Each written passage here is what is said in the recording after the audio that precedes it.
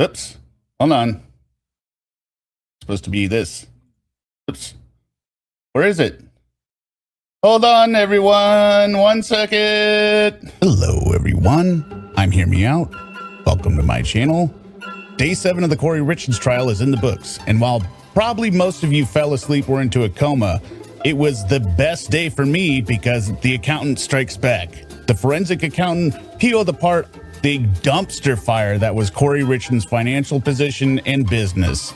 So we'll go through it. But with that said, for those of you just joining us for the first time, this is a commentary channel, so it's not going to be just me giving you the easy answers on what happened.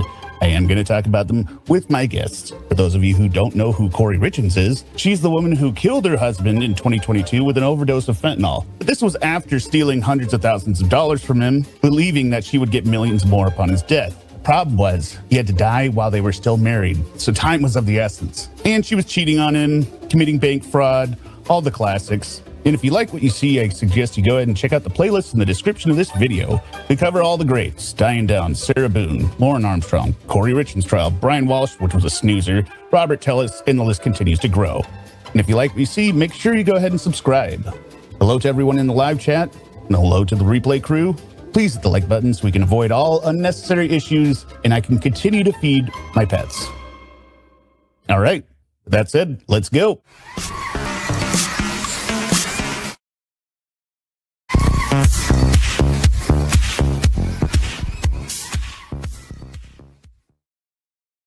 Hello! Sorry, that's what happens when you rush and you don't remember to switch the intro to be on the intro when the show starts. So you just get me looking. At least I wasn't naked, right? Oh shoot, I still didn't edit it, but I'll just sing it. Dun, dun, dun, dun, dun. You could be a special baby girl. Oops. Oh man, it's just going off the rails already. How do I get this picture down? We got X Derek and Suba. Oops.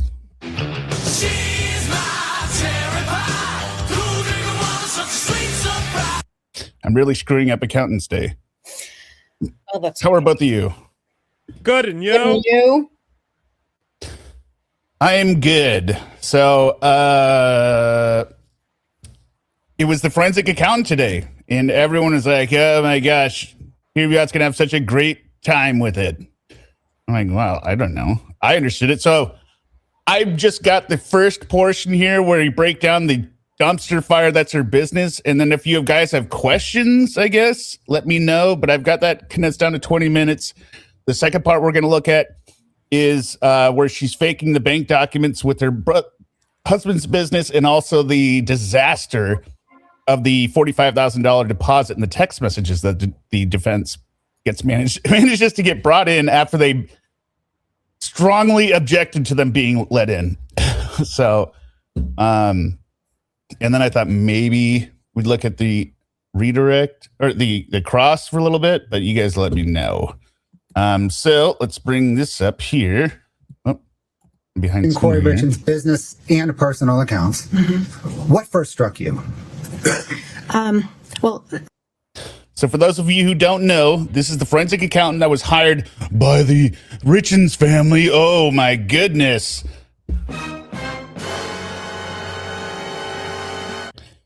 Like it would be crazy to hire a forensic accountant when you're going through a civil lawsuit against the woman who signed a prenup who shouldn't get anything. And they're loaded, that family. So they had. And she stole a bunch of money.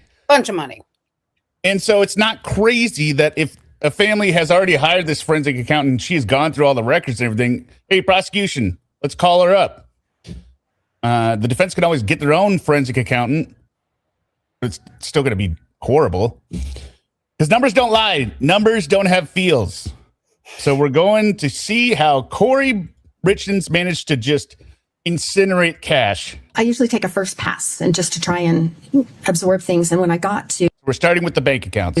October of 2021, there are many transactions that didn't clear the bank. Either they didn't clear the bank without a fee. Some of them were overdrafted and paid by the bank, and some were just returned non-sufficient funds. Most of us know that as NSF. And the account was perpetually in the hole. Even though there was money coming in, it was going out at a very exhaustive pace. So this is just the overdraft. It's one way of putting it. So this is just her overdrafts, Eric. Damn. By month. This all has a very clear pattern. It blows up in October, which is also when she is unable to start continue borrowing money from people. And non-sufficient funds transactions for each of these months just in that one account. And so I started in January of 2021, and this follows through March of 2022. Does this provide us, or does this tell us that for that 15-month period, there were 236 overdraft or non-sufficient fund transactions from that single account? That's correct. So And that the amount of transactions that tried to pass but didn't was $360,000? that's right. And that as a result of that, this account was assessed $5,600 in fees? That's correct. Does this exhibit provide you as a forensic accountant any information regarding trends? Yes. As I mentioned before, I try to understand the chronology of things, and so understand kind of what is typical for an account. So when things change, I can understand that a little bit more, or at least seek to find an understanding of it. So if you go down the number of transactions column, what I did is just count up the number of transactions in a particular month, and you can see that for most of the year 2021, it's minimal, de minimis, not really that big of a deal, relatively speaking. And then in October through the end of March, this is a drastic increase in funds that did not clear the bank, or transactions that didn't clear the bank without a fee. So let me just pick an example. December. Does this show that in December, she had 77 overdraft or non-sufficient fund transactions totaling $91,000? That's what that says, And yes. that costs $2,000 in fees. Yes, And that upward trend began in October and continued through March. that is correct. Did you trace these overdraft and non-sufficient fund transactions? I did. What did she use the money for? A lot of them were debt payments or expenses that she either paid or attempted to pay to rehab vendors like contractors and subs and trades for her properties. Did she also try to pay herself? Yes, she did. These are the checks that Kouri Richins wrote from her Navy Federal Credit Union account to herself and deposited them into the America First Credit Union accounts, and they were returned unpaid. They bounced. So does this show that Kouri Richins wrote approximately $60,000 in checks to herself beginning in August of 2021 through May of 2022 that bounced? That's correct. This woman is so bad at paying people, she can't even pay herself. You think she would at least pay herself? Hi, Michelle DeMatteis. Did she have anyone in her quote unquote company? Any employees? Well, according to one of the letters she wrote, she had over 147 employees. 147 employees, but she really had wow. 2 part-time employees. Well, we know Carmen cleaned a house once. Well, I think Carmen was an employee of sorts. Yeah. Is the running total balance of the account. Sorry. I have it. Did you? Oh, thank you. Okay, Scott, can we? So this is, it's jumping around here, but this is going into how fast she is burning cash. Look at the balance on this thing. This is October 1st. This is one day. Go to the next page, please. So she goes from $26,000 in the morning, adds loan payments or adds loan funding, and is down to like 1,000 by the end of the day. Back up a little bit. Back to the first page, transactions. Sorry. Yeah, she was doing a PPP loan scam too. Okay, so this part here, down here, These automatic withdrawals, Chemical Bank is the payment on the HELOC. It's usually more than $100, but that's what that is. And then the Delta Bridge, Blue Bridge, Fairmont, and Zahava are going to become familiar names. Those four I could see posting on October 1st. And then Scott, could we please go to the second page? And then you can see that those, we'll get to those in a second. She also has Boomerang ×3 and Fund Fi. And so the Boomerang ones we can describe in a minute are property payments that are monthly. And this Fund Fi is $3,107 that she obligated to pay every single week. Can we go down to the bottom, please? Okay, stop. So for those who don't know, the Fund Fi, that's one of these payday loans. A little bit up, please. Okay, right there's good. Okay, so remember those names from before. We can get to here. Remember these four names, Delta Bridge, Blue Bridge, Fairmont, and Zahava. Those were paid on October 1st. They're also paid on October 4th, down here on October 5th, and then on October 6th. These are four payday lenders. They're accounts receivable loans where she's committed to pay every single day these amounts over here. So $2,100 a day plus the other ones that we've noted. And so... Sure. Are you also, well, go down and if you could also, what if anything are you seeing about, I gotta be tethered. What if anything are you seeing about the balance history as you're looking at this? So I'm looking here. Let's see if I can get this to go over to the running total over here on the side. You can see at the top of where we're looking here, she gets down to about $2,600 in the account. And then here comes $16,800 into the account, bumps it back up. And then there's those daily payments that she has to pay. And then she gets another bump of $18,900. And then down here at the bottom, you see this $39,000 coming in. That's a deposit from Merchant Capital. Another loan. So those are representing incoming funds to the account. And so that caused me to look at where those are coming from, especially these that say just the bank-to-bank transfer up here. I'm sorry, this is not working. This bank-to-bank transfer here, this bank-to-bank transfer here. So where did those come from? And so that caused me then to look at the UCC filings. Does that trend of automatic withdrawals to service debt just continue throughout the month of October? Yes, it did. You can see, again, the same, okay, you can see the same payments here. Then she's added a few. Here's the Advantage platform is a new one. And then you go down here, Fund Fi Merchant is a new one. Greengrass Capital is one that she's been paying for a while. And this one will be significant. Kind of put a pin in this one, $5,438. So she's got all these others that are daily payments. Fund Fi and Greengrass Capital are weekly payments. And so what I started to do was calculate how much were these debt payments and who were these lenders, what are these loans? And so she's obligated herself on these, the consistent four of $2,100 every day. So,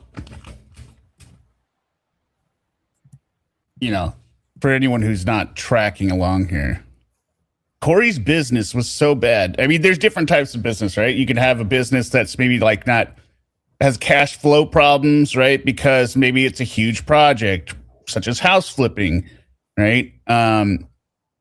Where you're putting a lot of investment into it, or you're doing a huge project and you don't get paid by the client till the end. So you've got to have these loans in place in the meantime in order to fund your business. She is so...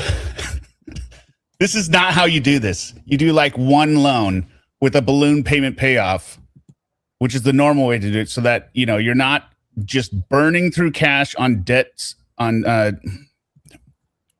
can't think of the word. She's just burning interest on all these short loans, right? When she's getting down, she's at $434, so she'll go out and get another short-term payday loan to cover these ever-increasing payday loan payments on debt service. How is she paying the interest on these with another payday loan?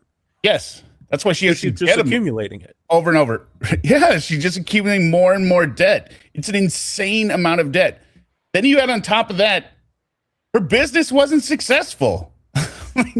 Her business lost money regardless of this nonsense that she's doing here. It is amazing to be bad at all three, capital management, cash flow, and you're just P&L. And her business as it is. Well, that's what I meant by P&L, profit and loss. Yeah. So that's about $10,000 a week. And then she adds the Fund 5 for $3,100 and $10,000 a week in just loan satisfaction. Insane. the green grass for $5,438.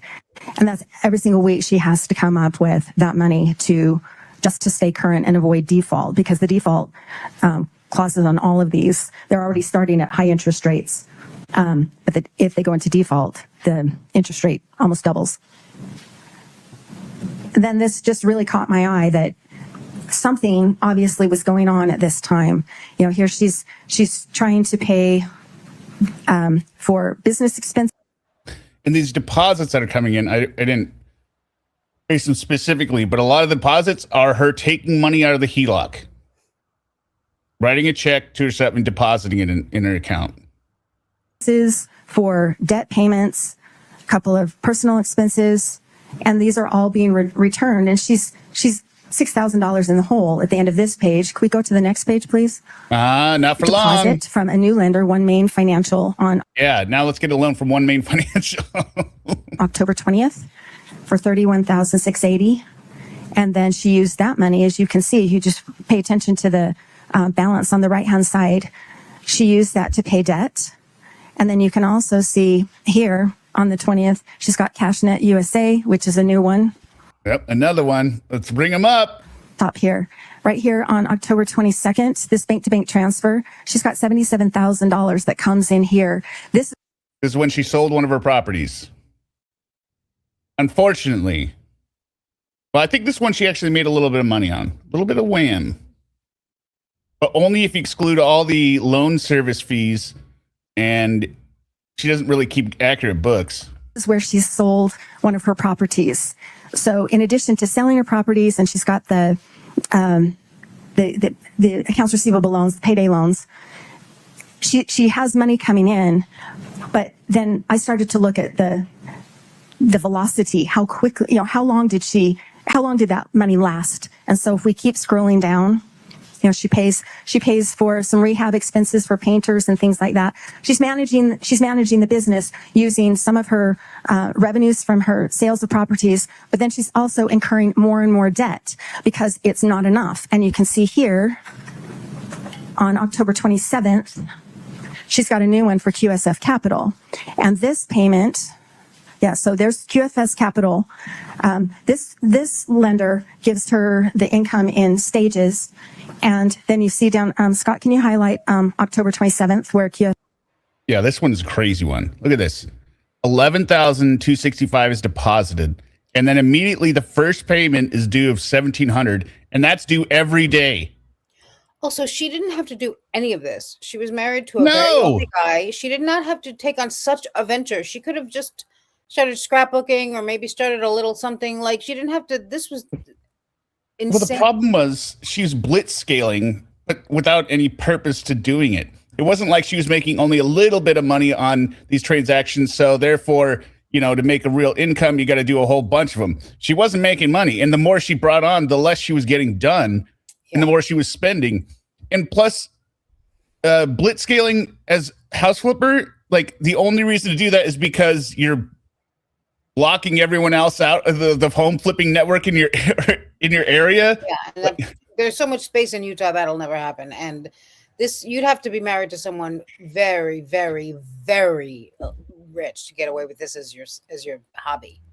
Right. Stuff, QFS Capital down. Like, I could understand one house at a time, and maybe you only make a couple. The appeal, I guess, but it's not like this. Yeah, no, but she starts with one and then she goes to like 15 the next year. That one, please. The $1,689.75. And that's a payment that she needs to pay every day in order to stay current on that. So that's on top of the other loans that she already has to pay. sorry.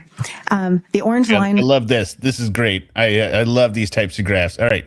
So she'll explain it, but along the bottom is the total debt paid. And then the blue line above is the total debt owed. And this is for, again, all the real estate, all the lines of credit, credit cards, and this is Armageddon. You see this? Yeah, I'm getting in a lot of debt. Now, I don't think she called it out specifically because you see the debt go down, but why isn't there a spike in the debt paid? This is excluding when there's a sale of the house and the liability is relieved against the sale of the asset, right? So just the debt gone down, but that's not a debt payment per se, right? So these are payments on the outstanding debt is the orange line. The blue line is the outstanding debt that needs to be paid down. Make sense to everyone? Yeah. I think so. So think of it like it's not even good. No. the payday loans.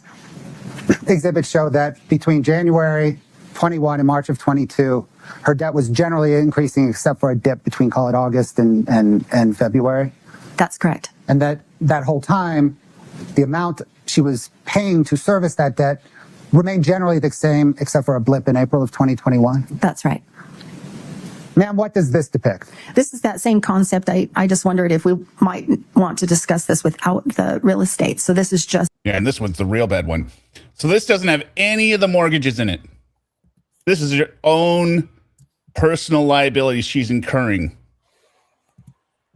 Like aside from the loans, which are mostly hard money balloon bridge loans, right? So you don't really have to do any payments on those. This is all of her payday bullshit. Look at that number, Derek. I can't quite see it. She starts at 249 in January 2021, and she's up to 800 grand by March of 2022. The loans, the lines of credit, the credit cards, payday loans, So I've just taken out the loans on the properties. So does this, for example, show that in March of 22, she owed $800,000 in non-real estate debt?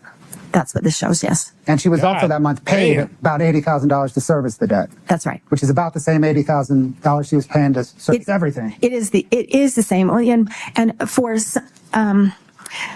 most of her real estate loans were balloons. So her notes were balloons, like a 6 month. She'd borrow here and they did not require monthly pay. Most of them did not require monthly payments. And so that's why you'd see the same numbers there.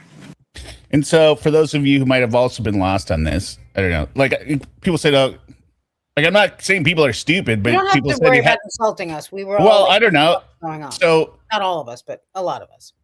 The when you have these hard money loans, right? So the territory is a collateral, right? So if you miss your balloon payment payoff date and you eventually go into default, they get the property, right? So you get nothing. Now you still owe, like when they're going into the cross and she's going, well, she walks away net zero. I'm like, no, that's not how that works. You can still go after for the funding fees, right? Or even before it goes into foreclosure, like your payout jumps incredibly high. So it was not net zero. Is this again then the graph of what's on the left-hand side? Plus, if she had spent any money fixing up the place in the meantime or whatever, in her initial loss on the purchase, that is sunk costs. Like, they don't cash her out on the improvements they made. They just take it. That's right. So the same concept, just without the loans on the real estate. The total debt owed seems to flatline about October 2021. Why do you think the debt flatlines, Derek? So you understand what this graph is?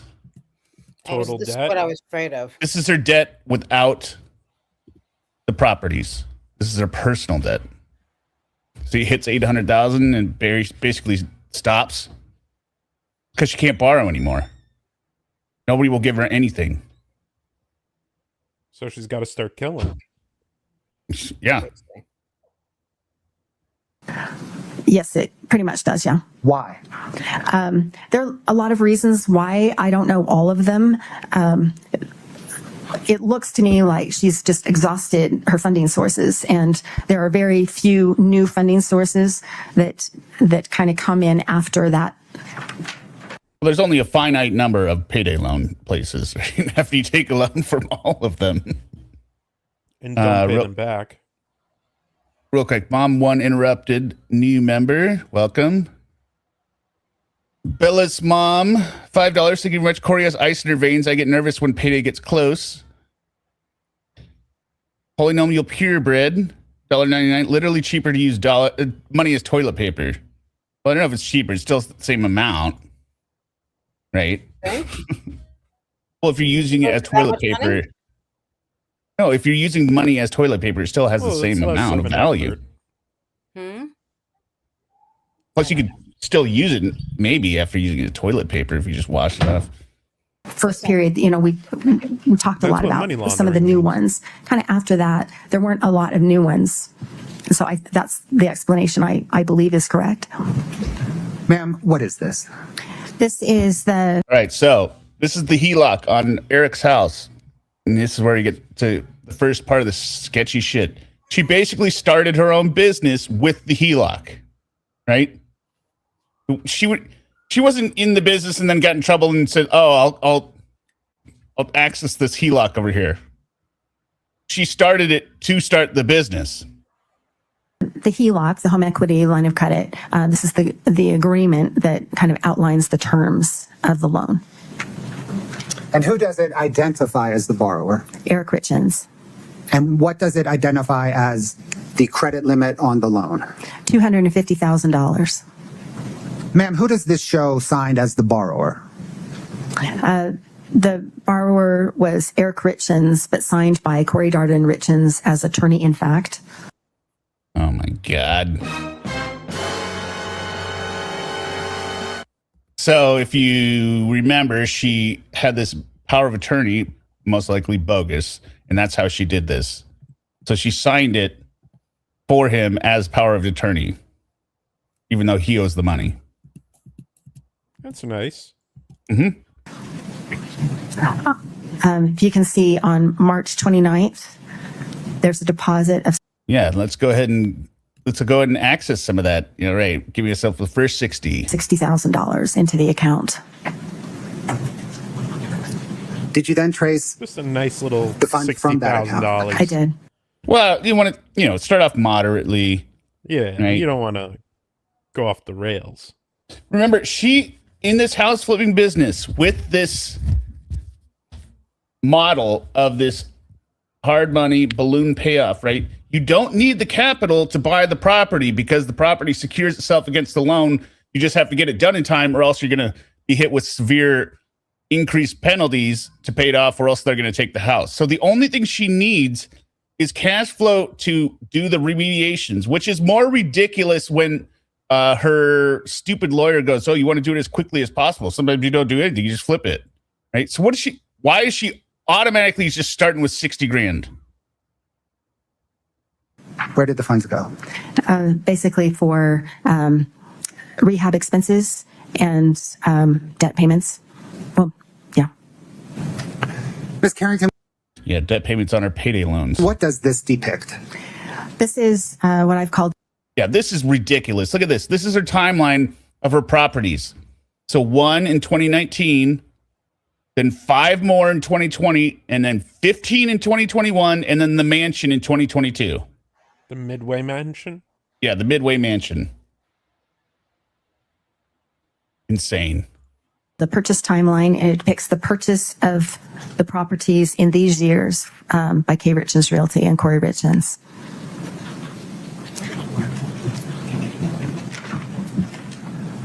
What trend information, if any, does this depiction provide? Well, the numbers of there are a couple of things. Armageddon, deep in debt. This is a tsunami coming to shore, waiting to kill all of the villagers. the numbers of projects from 1 in 2019 to 5 in 2020 to 15 in 2021, and then finally the one large project in 2022. And then also the aggregate amount. So this is based on the purchase price. So she purchased one for $215,000 in 2019, and then when you get to 21, it's $6.7 million for all of those projects. Okay, do each of these columns, and we're going to drill down in some here in a minute, but do each of these columns vertically depict one of those transactions, one of those property transactions? Yes, each column is one property. The purchase, what she borrowed to buy it, and there were other. All right, so this was the most interesting part for me. This is the breakdown on these properties because we hadn't seen anything, right? We're like, what did she sell? How much did she sell it for? So I actually have two parts in here, but this is one of the first ones. So this was her first project, I believe. Now I want you to take notice of the colors. You can kind of see here. So she buys it for $215, but she's borrowing $221 plus closing costs. So she's already in the hole $13,000, and that's in pinkish red, right? Look at the lines behind it. These are all the other projects after this. Look how many are red at the purchase level. She's already in the hole. Just at purchase, certain amount, which means she needs to make more than that to even break even on the process before turning a profit. Why is she doing this? Well, this is part of the problem when you do hard money loans, right? If you don't have the capital to do your, she would have been much better just stealing the entire 250 HELOC right at the beginning, financing the purchase herself, getting it turned around, for minimal cost, and then selling it, and then returning the 250. I don't think she was doing drugs. Yeah, on this one, she ended up making what funds that she borrowed, and then the closing costs, and so the equity in the property at the time of the purchase.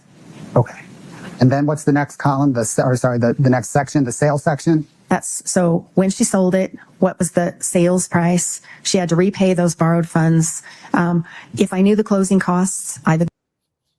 So borrowed funds, 254, because of course it's not just the 230 originally here or whatever, 230-ish.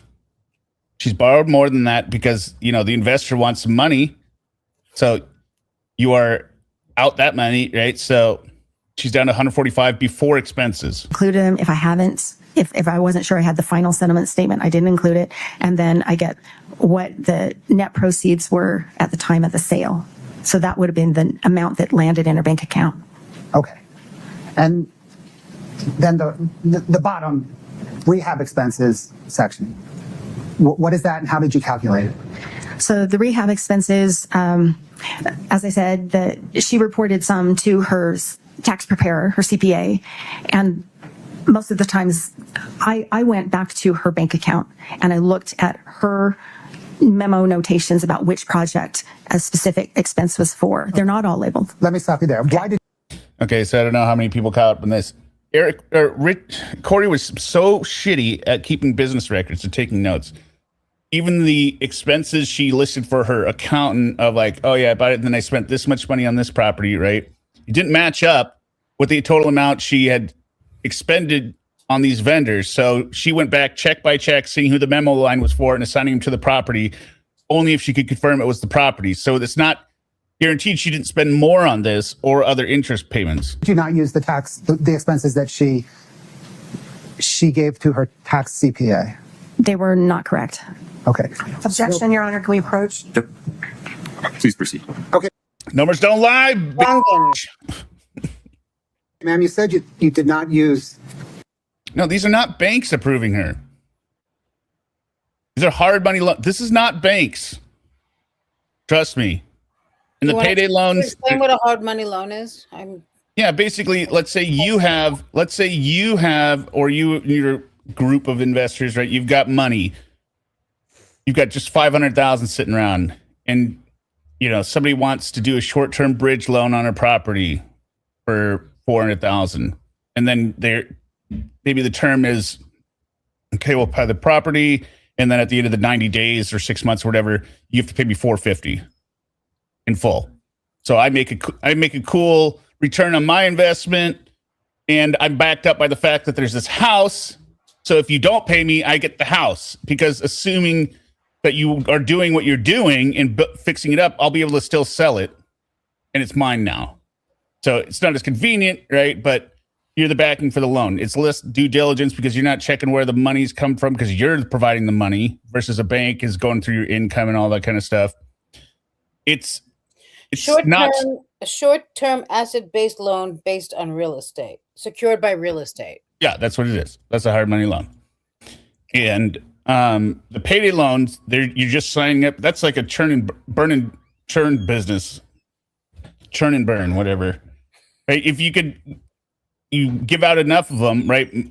Most of them are going to pay them back, and they're incredibly high usury interest rates, right? Enough to offset the people that default on them, if that makes sense.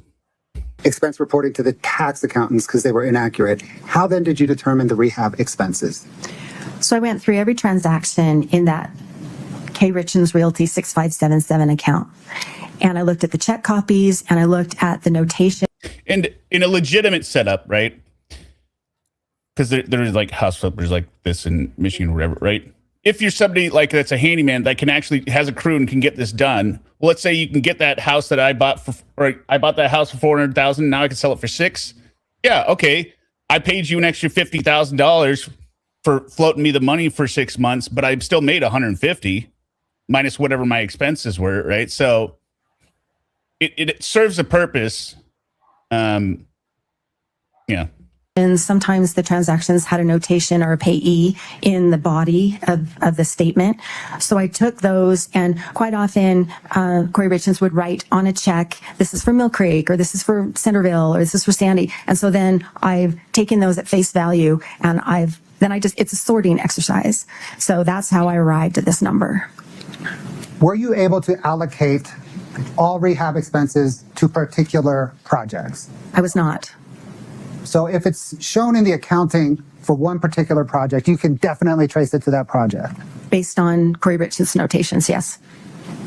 By not allocating expenses to a particular project, unless you could trace them to that project, is that a conservative accounting approach? It is. Overruled. Does it underestimate the expenses for one particular project? It does. For example, in 2021, there's $400,000 of expenses that I can tell go to trades or vendors, her subs, for projects, but I can't tell what project they're for. So there's $400,000 in 2021. And also for clarification, you would never take out a hard money balloon payment loan on something you intended to keep, right? Because that's or without replacing it with another loan from a bank. It's right? very hard to imagine what the fuck was going through her mind. Pardon my French. But the idea that she was going to, like, one was risky. When she just ramped it up, that is insane. That is so insane. I can't imagine doing anything like. She's acting like she's her own contracting company, you know, Kouri Richins Realty. That's the dumpster fire on the logo, right? I'm gonna turn and burn all these properties. No way. No way. 400,000 doesn't even appear on this entire chart. Okay, that's and right. I've stepped over that. So the expenses to contractors that she could identify by payee that she could not identify to a property because Kouri didn't put on the memo line which property was for is an additional $400,000 that is not reported on any line of these houses that she sold. And she borrowed $221 initially on it? Yes. And she had $7,000 in closing costs? Yes. So does that first total negative $13,800 show that the minute she closed on the house, she was $13,800 in the hole? That's right. And is that why it is color-coded red on your chart? Yes. To make sure we all understand. Does this say that she purchased the Mill Creek house for $650,000? Yes. And that she borrowed 3 times, right? Okay, so this was the second one that they go through. So that first one, that first property, she showed a profit, aka of $47,000, maybe. But look at this next one. Right. And is that why it is color-coded red on your chart? Yes. To make sure we all understand. Does this say that she purchased the Mill Creek house for $650,000? Yes. And that she borrowed 3 times, right away, 721,115 and 41. Yeah, so she bought this in March. So the borrowed funds of 721 is what she borrowed out of the gate. And then the 115 came a few months later. Okay. And how about the 41? And that was also a few months later. So she's already underwater $228,000 on this place. So she's setting herself. She's got to make this thing sell for a lot more. That again? How much did she go down in just that one? She bought it for $650 against loans of looks like $878. Why? So why would you do that? Because she was allowed to. These people kept giving her money against the property. Jesus. So kind of equity at the time of purchase, or within a few months of purchase, she was $228,000 in the hole on this house. Yes. So this is where it gets into the defense attorney also saying like, oh, well, if she, defaults, then she just walks away. No, 650 is the asset side. Liability is 878. She is underwater $228,000. It's not $0. Well, see ya. She sold it for $1,115,000. That's correct. But she had closing costs. She had to repay what she bought on it. And she had She's even missing here. This other borrowed fund, she's not including it on here, the 41. $36,000 in costs unrelated to the rehab. Is that correct? Right. That's just the loan. And you'll notice that the repayment of borrowed funds is the same amount as the borrowed funds above. Right. So I'm sorry, I can't remember exactly why I did that, but that is the interest should be on top of that. So that's a conservative amount. There should be interest payment or interest costs. This is very conservative. Probably because she couldn't identify the interest directly tied with the loan in terms of the interest payments. Why did you not include the interest costs? I can't remember. I had a reason and I can't remember. But your reason at bottom was it was conservative to not include them? It was she had to repay at least what she borrowed. Okay. So. But at the end of this transaction, when it closed, how much money hit her bank account? $32,467.43. Okay. So if you're following along, this is just the net proceeds of buying it and selling it. Okay? Follow that so far, Eric? Yeah. Why are you pointing me out? No, I'm saying 32,000. This is before anything, counting anything she spent fixing it up. Welcome to my world, Eric. It's usually me. Are you following, Suma? Let me ask you a question. Let's say I had 2 apples and then I sold it for 3 apples. That leaves me 1 apple, but I spent 4 apples making 6. I ate 4 apples gathering the 2 apples. By the way, before I forget again, when we were before we went live, we heard what we think was a cat meowing. What was that cat meowing? Oh yeah, that was Cosby. Holy crap, that was a loud meow. I thought it was you for a minute. No, he's over there. Yeah, I mean, He was a loud meow.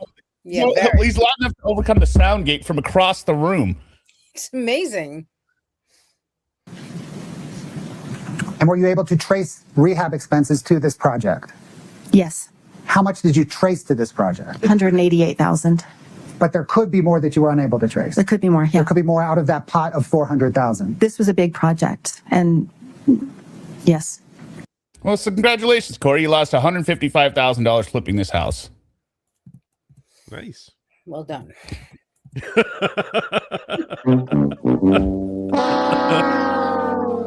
That's what I'm saying. It's impressive to be bad at all 3 aspects of this. So at the end of the day, 32 minus the 188 left her losing $155,000 on this project. At least that, Let's yes. say I have Maybe 2 more? bottles of Woodbridge. Okay. You have 2 bottles of Woodbridge. Here's the craziest number. Look at this.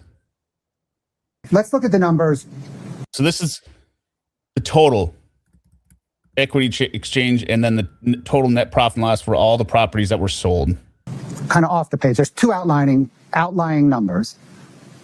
The first is what does that 2.142 million mean? That is her net equity in all of these projects.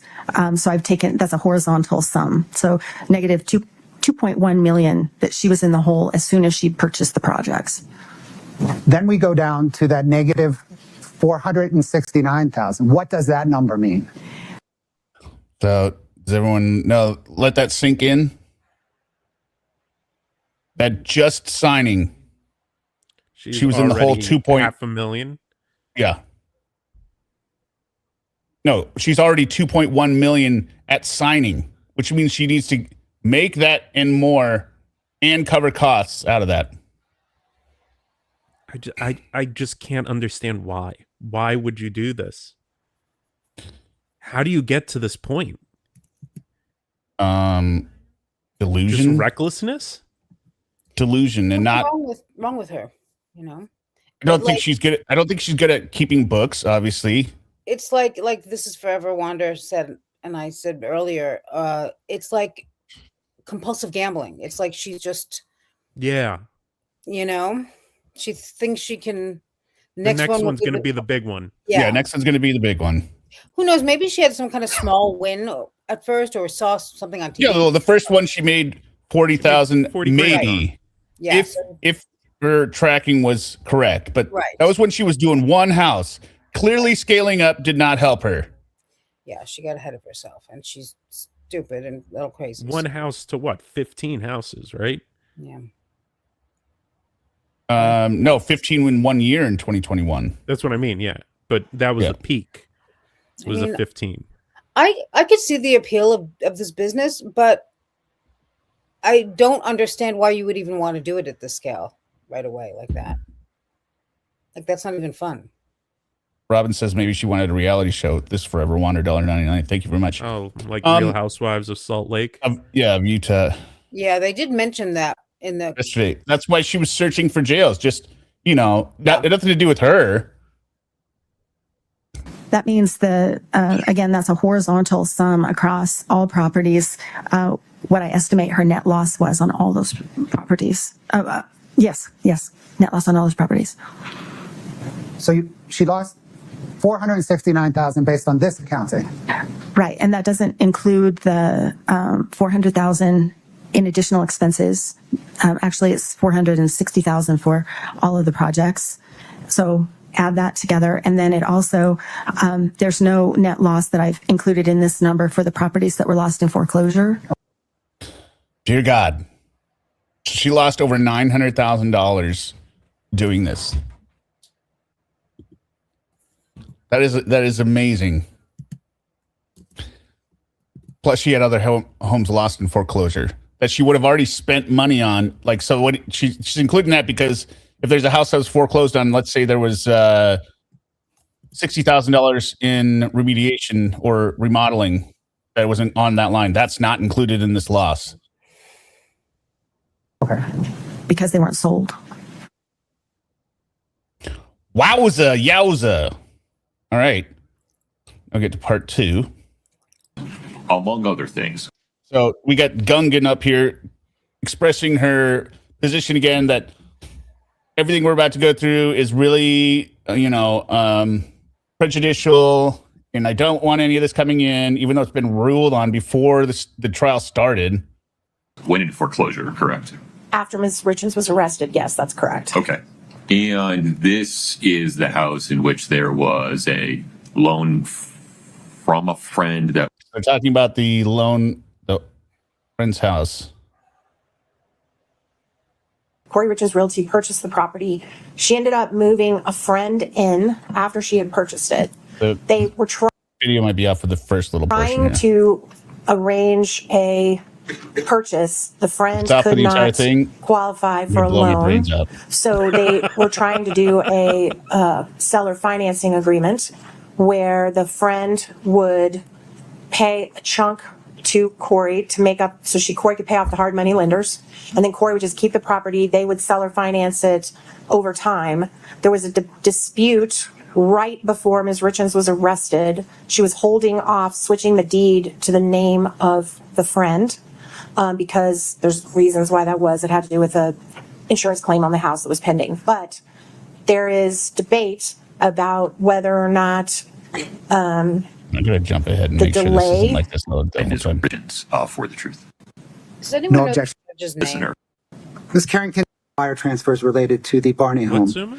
you know what I'm talking about? I do. What I is don't your know. God damn it, it's off the whole time. Whatever. Oh, it's the whole day it was off. that she sent banking fraud with respect to altering bank statements, all into an aggravated murder case where she is not charged with any of these counts, is significantly prejudicial, is a significant attack on her character.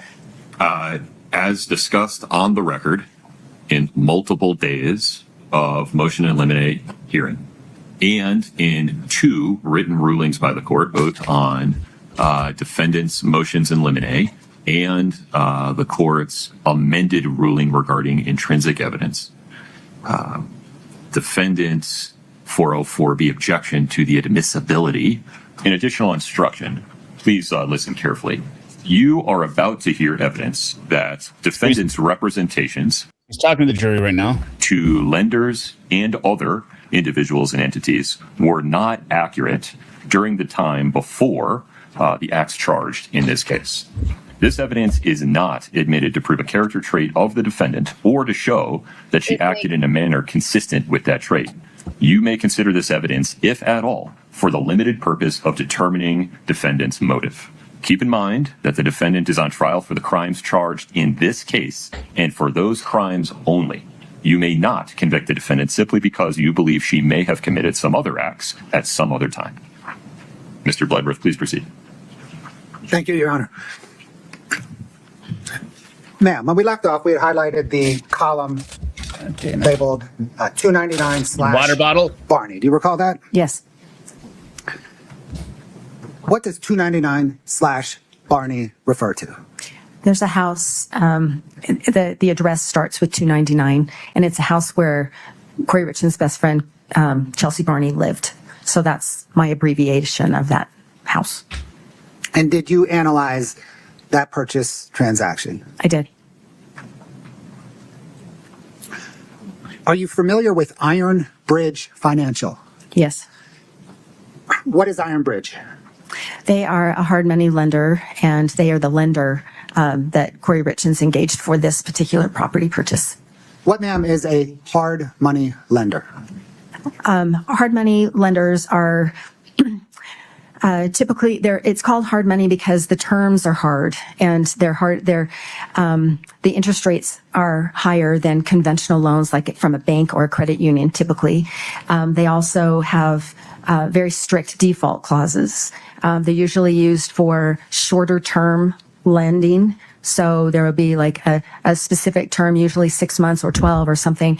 And the terms are defined at a Just hope it doesn't mess up the text messages. God damn interest this rate. chair. And then upon default, it's an exponential growth. You know, the default, or excuse me, the interest rate quite often will double or other terms. Yeah, And do fix and flip businesses often use hard money lenders? they do. Did Kouri Richins apply to Iron Bridge for a loan secured by the Barney home? Yes. Did you review materials in Iron Bridge's loan file? Thank you, Protected Bridge. Scott, can I get 5-57, please? Did you just say thank you, pretended bridge? Yeah, I'm all Ma'am, do you recognize this document? flustered. I do. What is it? This is an America First Credit Union bank account statement for Kouri Richins Realty. The This account isn't working. 1 second. He's sitting behind her, yeah. Yeah, just pull up the original file. Let's check. 1 second. 1 second. Let's go.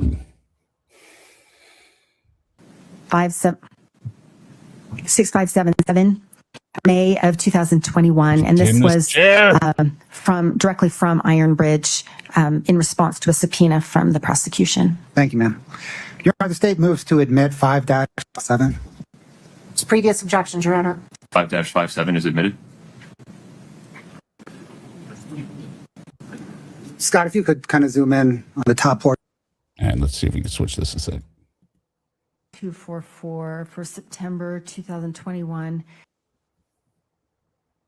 Yeah, all right. Evidence, if at all, for the limited purpose of determining.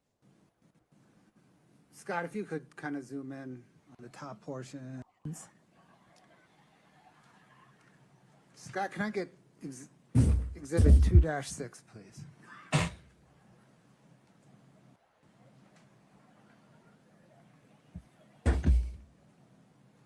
Ma'am, do you recognize This house. Your Honor, the state moved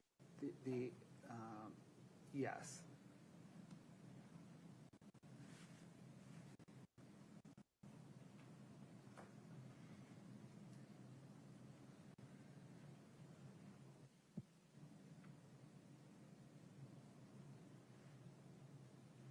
This is when their thing kept screwing up each other. And then Scott, if you can scroll up to Ms. Richins' reply, please.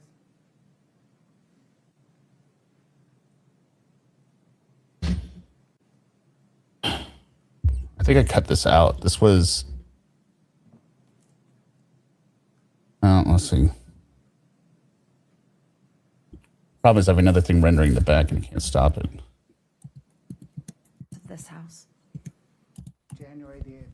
Why is it so That's low? correct. So it was started in the summer, and she had the monthly payments on it, and then she had to either refinance or pay it off by January 8th of 2000. All right, hold on. I'm just gonna wait here a sec. This to stop. Maybe if I try share it instead. Share screen. Although no, you're not gonna be able to hear it because it doesn't come through. Maybe it will.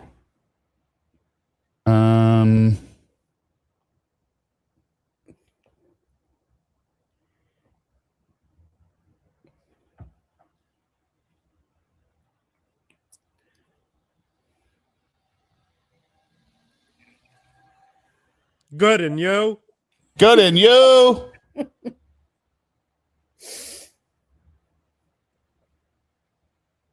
Tell me if you can you hear this in the background? Let me get it. Can you hear that? I don't hear shit. Me neither. You don't hear anything? All right, hold on. I'd like to hear that cat again, though. Shit. No, we just gotta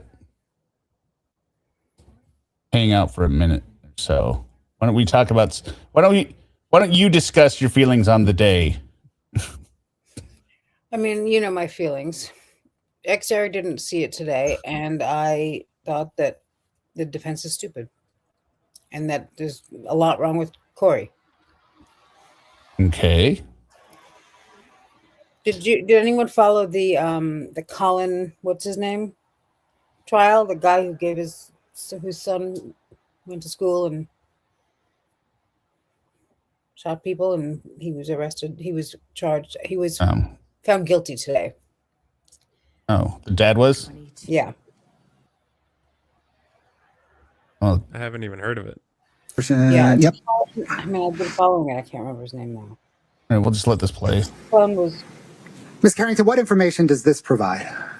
So, as I said, there's the header, Kouri Richins Realty, LLC. The account number is 6577, and the statement of May 2021. And then... Oh, sorry. Go ahead. Sorry. And then in the summary section, you can see that there's 3 different accounts that are reported on this statement, and collectively at month end, the balance was $210,898. So this is her forging her own statements by using Eric's business and just pasting her header over it.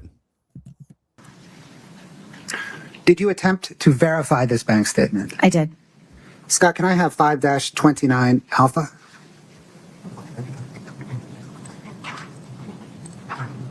I am too, Valerie. I think the witness can see it. Okay. Can you see it? I do now. Sorry. Ma'am, do you recognize this document? I do. What is it? It is the America First Credit Union statement for Kouri Richins Realty from America First for the account number 6577 for May of 2021. And this was directly from the credit union pursuant to a prosecution subpoena. Your Honor, the state moves to admit 529A. Same objections. 529A is admitted. Published now. Yes, Your Honor. Okay. Scott, if you can zoom in. Ma'am, what does this present? This shows in the header, the Kouri Richins Realty LLC. This time it's using that PO Box 759 in Camas. This is for the account number 6577, and this is the May of 2021 statement. And what does it show as the balance? It shows 2 accounts, not 3, and the total at month end is $15,609.93. Oh, so not 281,000? Thank you, Scott. If you can swoop to 5-32B.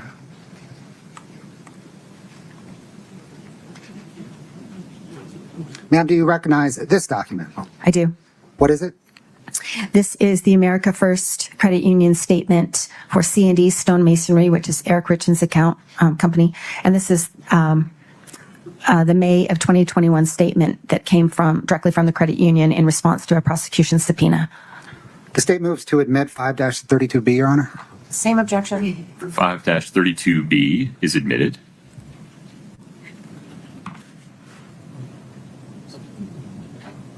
And what, ma'am, does this present? So in the header, we can see the company is C&E Stonemasonry LLC, which is Eric Richins and his business partners company. All right. Again, it doesn't have it on the screen visually here, but just let's get through it. I've got the text messages part. And their account is 7664, and this is the account statement for May of 2021. And what is the ending balance? The ending balance of those 3 accounts is $210,898.61. Is it accurate then that the statement provided by the lender Ironbridge contained the header of Kouri Richins Realty and the account summary for C&E Stonemasonry? That's right, and also the body of the transactions. Scott, can I get Exhibit 2-6, please? So this is going to look terrible in her financial trial, obviously. And I think the defense really got sidetracked thinking they were fighting the fraud trial this afternoon like idiots, but...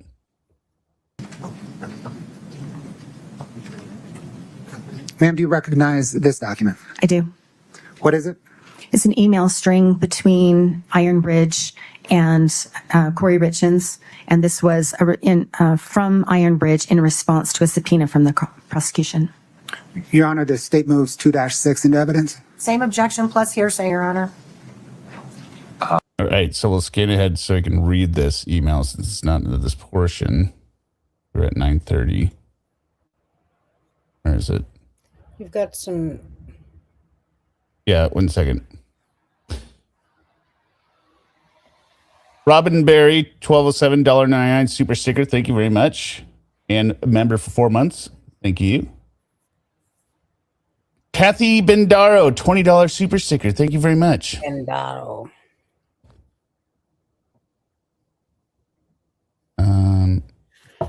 Back this up.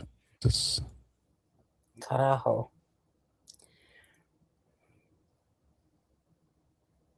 Happy Friday, Kouri. Kouri didn't get. Thank you, Kathy. Huh? Go ahead. No, go ahead. Are we sure Kouri didn't get punched in the head? No, we're not sure. It's a zit. Oh, you mean the thing on her forehead or her mental illness? Yeah, No. I don't know. It looks like a zit to me, but I didn't even see it that closely today. It's got a knot to it, though. Yeah, well, she could have gotten bitten by something. Oh, fire ants. No, that's what I was saying. Or a bee or something. I don't know. I mean, a spider. That'll really. All right, so Iron Bridge Lending says, happy Friday, Kouri. We just got docs out. Looking forward to our first closing deal together. Just wanted to reach out. When I ran your credit, it was lower than I expected, 650. Looks like there are some delinquencies with regard to a few credit cards. I was just a bit surprised by that. I know you have a lot of money in the bank to cover expenses. Mm-hmm. She doesn't, though. She should reply back, no, that was my fake statement. If you wouldn't mind shedding a little light on this, that would be appreciated. Thank you so much. Enjoy the long weekend. Which she replies back with, hi, Richard. Hope you had a great 4th of July weekend. And this is why they don't read in court, because if they're anything like me, you're going to add inflection to it. Yeah, sure. Everything is paid off now. It probably just hasn't updated. I recently learned about all this as well. Lol. And then my husband decided to explain to me this was his doing a while ago. We're in the process of separation for one of many reasons. Remember, this is July 2021. But this is one of them, to keep it short and sweet. Lol. It's been crazy, to say the least. I look forward to working with you guys on our first and hopefully many projects. All right, so now we'll go back to the audio. I think they're just pausing for the reading. Okay.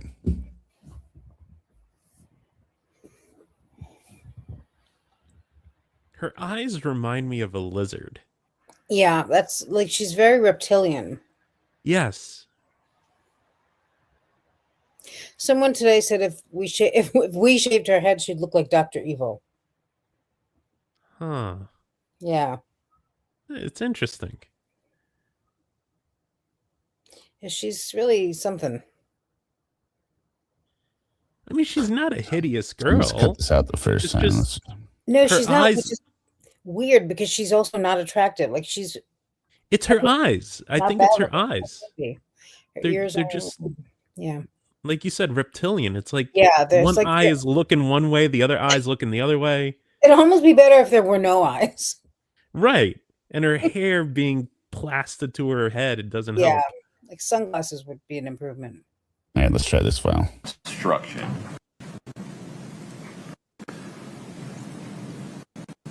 I don't know why. But if you can swoop to 5 dash. Yeah, so this is the recap of the accounts. Bridge for the purchase of this house. Okay, there we go. Let's see. Where's the much bigger letter?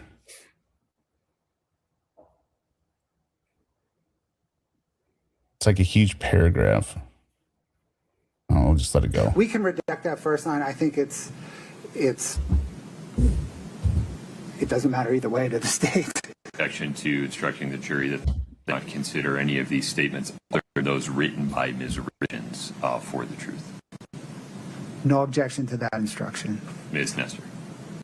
Not to the instruction, but remain objection to the entire document. Okay.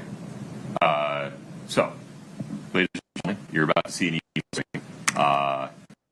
Come on. In August of 2021, in response to a prosecution subpoena. Okay, so this must have been doubled up. That's why it's okay.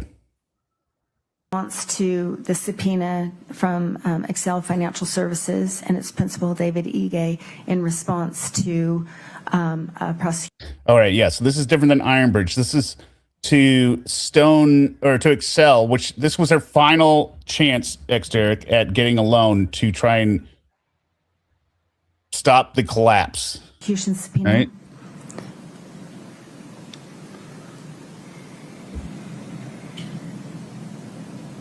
Your Honor, the state moves Exhibit 2-7 into evidence. Same objections, Your Honor.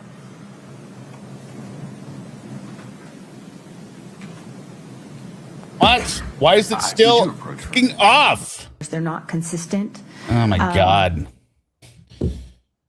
Whatever.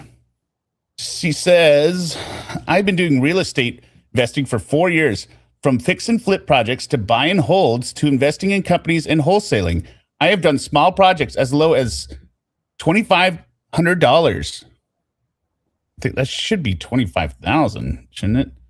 But can you read this on the screen while I try and figure out what's going on in the video in the back here? Just to make sure I get the... Yeah, I got it. I have done small projects as low as $2,500 for an auction home up to selling multi-million-dollar fix and flip projects. I have a master's degree in human resources, in which has become very... What? That's an unfortunate sentence right there. I have a master's degree in human resources, in which has become very valuable in running my company of 147 employees based out of Park City, Utah. I am currently working on my general contractor's license that will be completed within the next month. I have been certified through Renatus Real Estate Investment Education, and I also obtain... What is going on with her tenses? And I also obtain a real estate license. Obtain. I also obtain.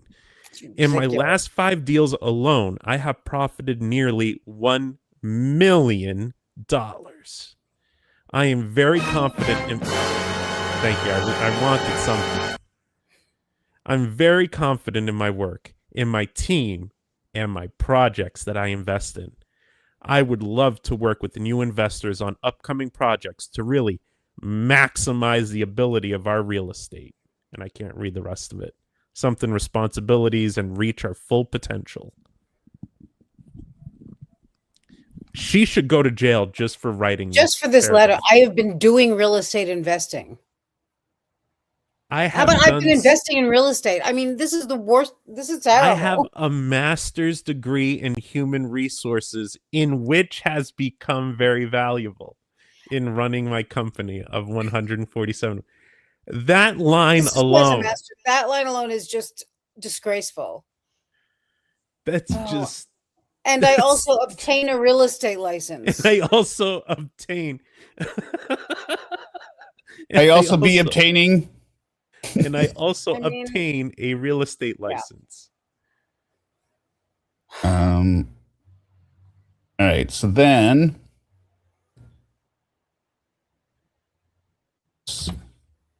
Now I want to read more of her letters. Me too. Well, we got the text coming up here. I don't remember. Well, also the handwritten walk the dog one was. Nomi 2.0 said it's giving off overseas scam. I kind of agree with that. This is something that I could imagine going into my spam folder. Right, except for was born here and has obtained a master's degree. I'm writing from Nigeria. I have a business opportunity. I'm the Prince of Nigeria. I'd be having business opportunity for you. Okay, let me look at my notes here. I'd say similar to Sarah. She testifies that she found no evidence of $1 million in profit. And then we're getting to the deposit now.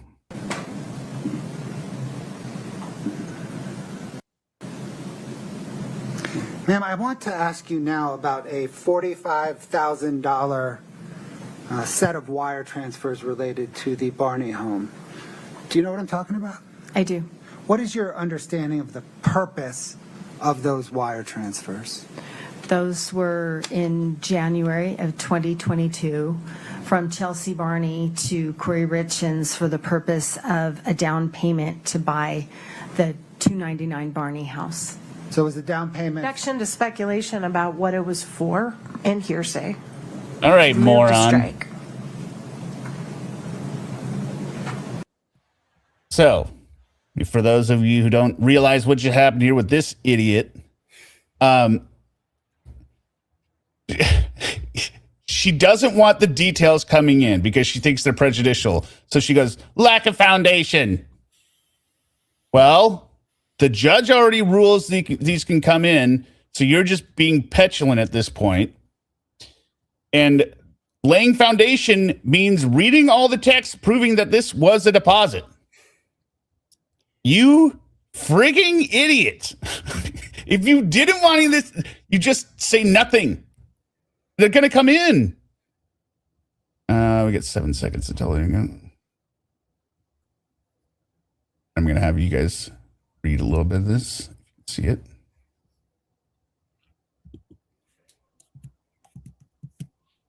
This might be their biggest blunder so far. Because her friend is also going to testify. And I want you to tell me, listening to all this, is there any part of you that after reading it thinks, yeah, it was kind of, wasn't very clear. This could happen to anyone. Well, no, it wasn't very clear if they were talking about deposit for a house here. Right. Scott, if you could just slowly, please walk the jury down the text string.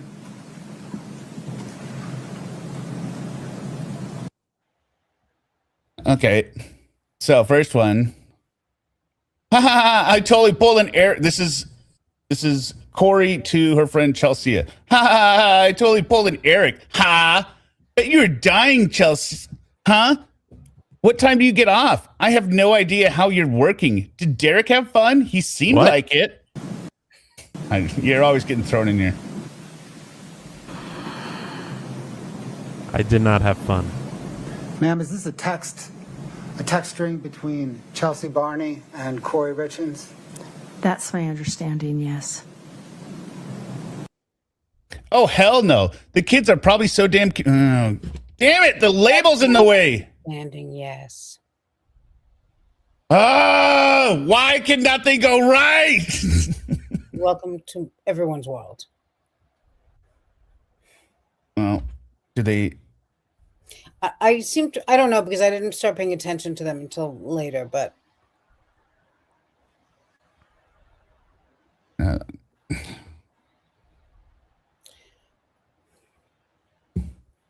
I gotta do this with the other one on there, I guess. Oh, hell no. The kids just read are it. probably so damn confused it's sad. As soon as she meets someone else, she will do this all over again. who are they talking about? We don't know. We don't know necessarily. Hi, lady. Bad mouthing another Mormon. Yeah. Bitches. Okay, and oops. And then H. Give me I. Hi, Baba. Here. Oh. You know what I did not see yesterday, because I had you two streaming sort of in the background? What were the memes? The memes, the GIFs? Or yeah, the GIFs. Yeah, it was, one was someone, I guess one was Kevin Spacey or something, but one was... No. One was Dumb and Dumber, him crying and wiping his eyes with the money. Mm-hmm. Oh, yeah. In the hotel room. Okay, yes. And then yeah. That was the first one. I think order matters. Okay, go ahead. I don't remember. You go ahead. No, yeah, why don't you Kevin fix your Spacey, I don't remember. No, Kevin Spacey. What? Go on. Kevin Spacey saying idiots everywhere, idiots, or something like that. And then the last one was Trump with like, I'm rich, bitch, or something like that. Yeah. Was this after she killed her husband? This was right after his body was rolled out of the house. Yeah. Oh, God. It's like 8:30 in the morning, minutes after everyone left. Make that up. It's what we call a moron. In the industry. In the industry. All right, let's try this instead. Wow. That's even worse than I was imagining. Yeah. All right, here we go. It's out of the way now. So you want to read the second part of that one? Oh, hell no. No. The kids are probably so damn confused it's sad. As soon as she meets someone else, she will do this all over again. Okay, so for your house, we are finally getting everything done. I don't have an exact number on your mortgage yet, but it will be about $2,300, maybe $100 more or less. I will have final numbers this week, and then I'll let you know. All right. So do we think we're talking about a mortgage in a house? House closing? Yeah, that makes sense. Okay, we go to the next text.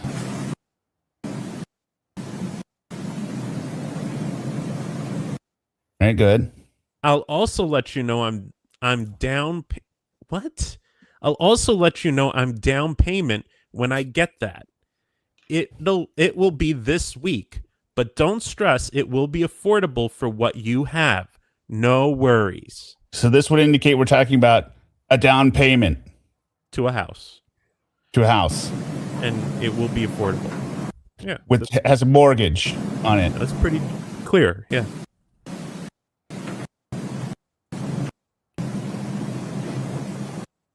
There you go. Hey, Chels. Okay, couple of things. Also, wait. Also, pay attention that this is just text after text from Kouri. There's no back and forth, right? Kouri seems very interested in this money, right? Sure. Good. Do you have any paint left over at your house? My mom said she used some kind of paint to touch up a cabinet there, and she was pretty sure she left it with the other colors. It would have been darker gray. We're gonna be closing on your house Tuesday. What are you comfortable with putting as a down payment? Right, so that's like the third time she's mentioning a down payment. Yeah. And we're going to close on your house on Tuesday. This is January, or no, this isn't January. This is January 2022. Yeah.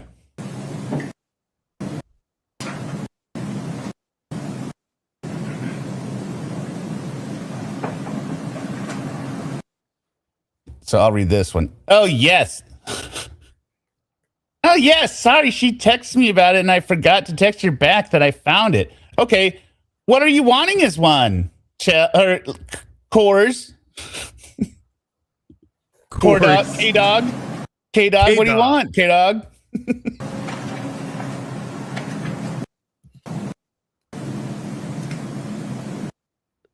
Oh, ha, no worries. Will you set it on your front porch and she will run and grab it? $59,000. Don't freak. I knew you only had around $47,000. So I want to see what you're comfortable with, and I'll float the rest. Whatever you guys will be taking. Mm-hmm. You guys will be seller financing it from me. So what will happen is I'll close on it in my name Tuesday. Oh, this is a scam. And then we're going to set another closing for 2 weeks to close to change it into your name. All right. Okay, it's out on the porch. Let me count my cash and see all that I have. I have 40 for sure. Let me see what all I have made over the past couple months. I'm doing my taxes tonight. No, this is still me. No, I had a comment, but keep going. Oh no, good. A house for $40,000, like down payment of $40,000. Just the down payment. She did. Of $40,000. She did sell a house for like $70,000 though, didn't she? Or that was just the down payment also. I thought she hit. I don't know. Well, either way, the house is gone and it was repossessed. So. And so is all the money. Yeah. I'm doing my taxes tonight, so depending on how fast that comes, I can use that. If I do need you to front me some, I'll pay you back with my taxes.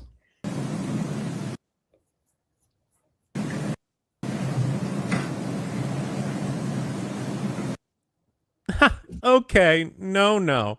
I'm springing this on you last minute. They are just finishing docs. I knew I would have to float some cash. Not stressed. All is well. Just ready to get this wrapped up so I can pay out my lenders and put this in a long-term loan. So don't worry about paying me back. It will just be wrapped in the loan. If you can do around $45,000, that would be perfect. If not, don't stress. Yeah, fucking wild. I'll have to probably call you though. Ha! It's a lot to text. Cool. I'll tell my mom. Thank you. That trifling hoe. Her mother is I think the worst at her maybe. Yeah, I don't get good vibes from the mom. Yeah. Have you seen her mother's face? No.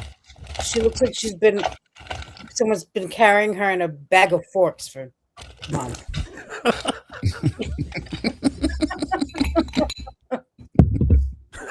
Bag of forks. I mean, I'll text you the picture. Yeah, text You know me what a I mean picture. here, yeah. Also, just her face without that is just, or like a bag of hubcaps. She just has a look about her. Okay, I will count as much as I have. I'm sure I can do 45, no problem. Okay, call when you can. Call when you can. Sweet. Okay, will do.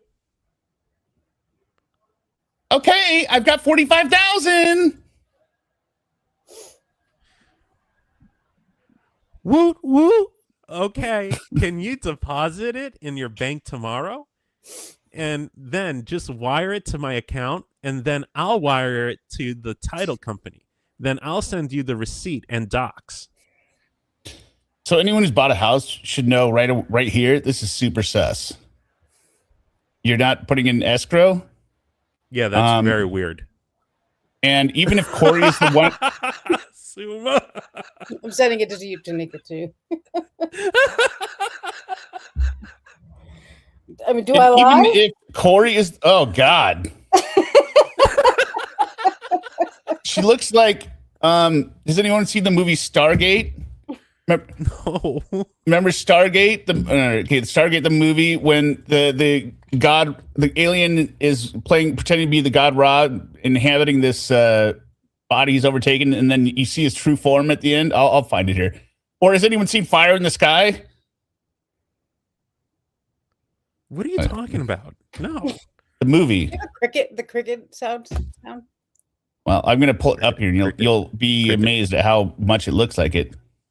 But this is super looks like sus she because came out you of Mad just Max. can't have a random cash influx without setting off. You know, if this was a real mortgage, the bank would want to know. Like even when I got, a 401k loan for a first home purchase, right? I had to produce like everything to show where that money came into my account from. She can't just throw in a couple thou and be like, "Oh yeah, I got a wire. Give me my house now."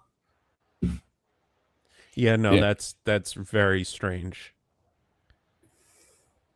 I don't think he Oh, may have that's just too a many. picture, so I'll have to figure it out. No, well, yeah. It's more like a bag of hubcaps, to be fair. No, I was showing the alien picture. If you can figure out a way to display it on yours, this is what I was thinking. Oh yeah, yes. Not far off. It's Not more like far a baby off. picture. Yeah, that was her young. Yeah. Okay, well, hold on. Stargate, alien image. Someone said Chucky. Chucky, that also works a bit.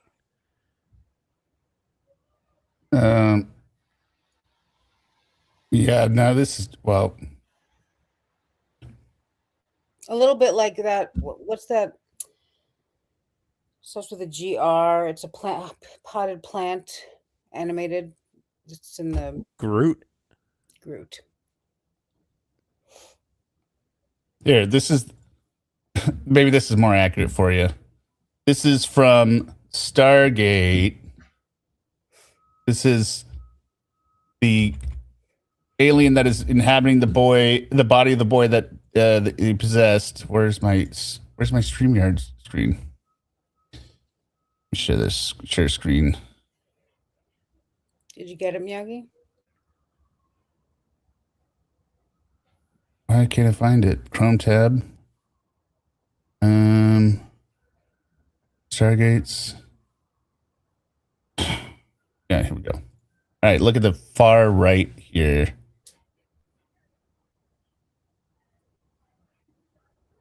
Like, see there? That's cute.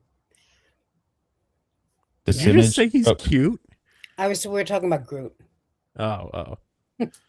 Like, I don't think this is pretty cute, but you see it, but it's kind of like wrinkled as well as kind of like featureless. Yeah, I think it's the indents in the face. Yeah. Yeah. It's an odd combination of smooth and not. All right, back to the text. Woo woo. Oh, you already read that one. I know. I guess you'll just have to imagine what someone who was carried around in a bag of forks. I'll show you. Well, I could do it here in a sec. Hold on. It's okay. It's all right. Okay, read this. Oh, wait, no, that's still going.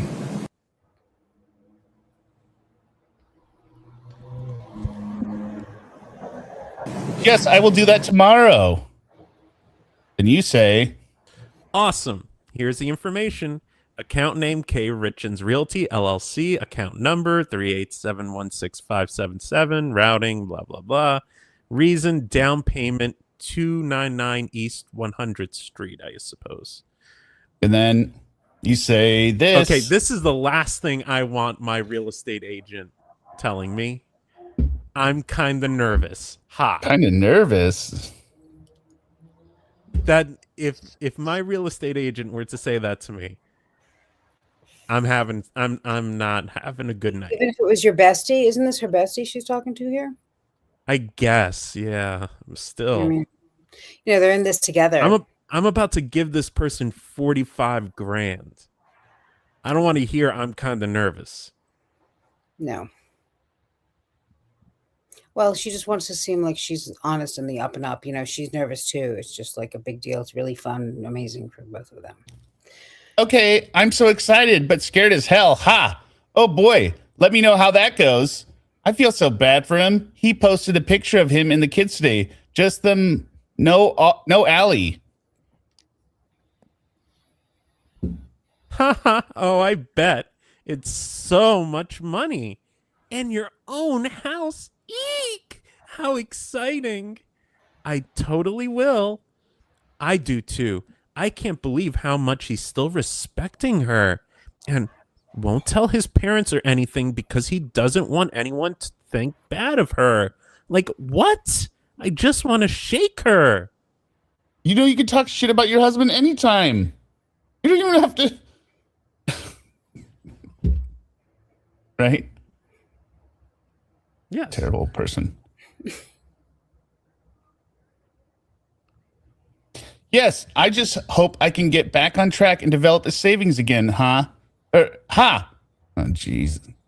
Sad. Did this friend just give all her savings to Kouri? Yeah. Mm-hmm. Not that was much, but I thought so. Oh, I want to slap her. She's being such a and I can't believe he's being so nice still.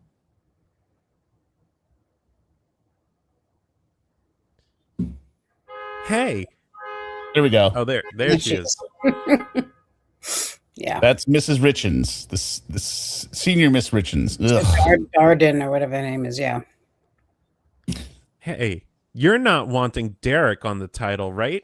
Just you, written as Chelsea Barney. Chelsea? Oh, it's Chelsea? Correct. I don't know. That's how I read it. Correct. I'm waiting for UCCU to transfer the rest of my money into my MACU account, and I will send it right over. I have to tell you how this lady was at the bank about me depositing my cash. Okay, cool. That's what I thought. Okay, no worries. Oh, God. Did they think you robbed a bank or something? The lady was such a bitch. I have to call and tell you. Oh, God. One sec. I'm finishing volunteering at the school. Give me 15. What's your bank? America First Credit Union. Oh, okay, I don't know if my bank is weird or what, but it sent you 2 trial deposits. When you get them, let me know the amount they are both and that they sent. Then I can send you the rest. There's not. There's nothing on there. Definitely weird. I have never heard of that. Have you never heard of that? I just had to do that like 4 days ago. Yeah. I know it's asking for all these questions. Would Venmo work? No. For 45 grand? Good. Venmo 45? Okay, I shouldn't make fun of Chelsea. All right. No, you can't Venmo that much. Venmo maxes out at 5K. Did you go into your bank and do it? She just said how the bank was making fun of her or being a bitch. Venmo. No, I was trying to do it online. Well, I have to go in. Well, I don't understand. So you went into the bank and then went home and then tried to do it online. Well, Chelsea? the bank was, they thought she robbed the money or something. Yeah. Yes, if you can, it's so much easier. I feel like this is a Google Play card scam now. I feel like she should be telling her that in her country she can't afford purified H2O. You know, and her daughter's sick, and oh, my mother needs medicine. Yeah. Okay, I just asked when Derek is home because Burks is sleeping. Then I will go in. Sorry, friend. No biggie.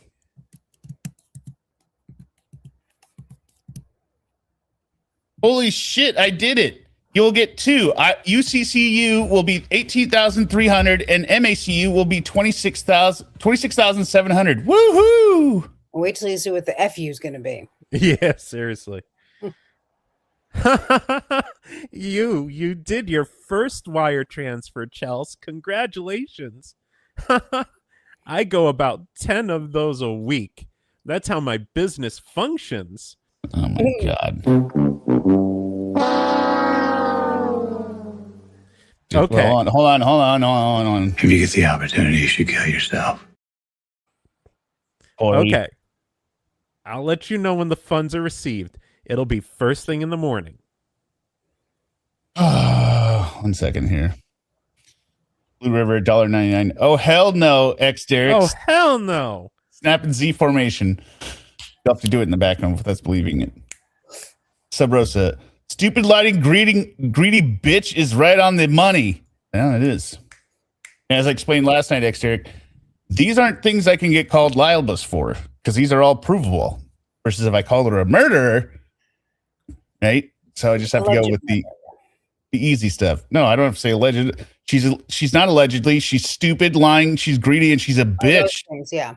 For every once in a while, I forget that this is your ticker thing on the bottom, and I'm like, this Court TV had this. Like, they're really just going off the rails now. Yeah, really stepping out of pocket a little bit. Yeah.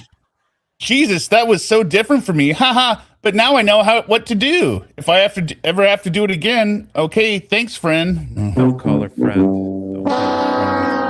It'll be a long while before you're doing another wire transfer. Oof. Okay, go ahead. You just laughed at that message.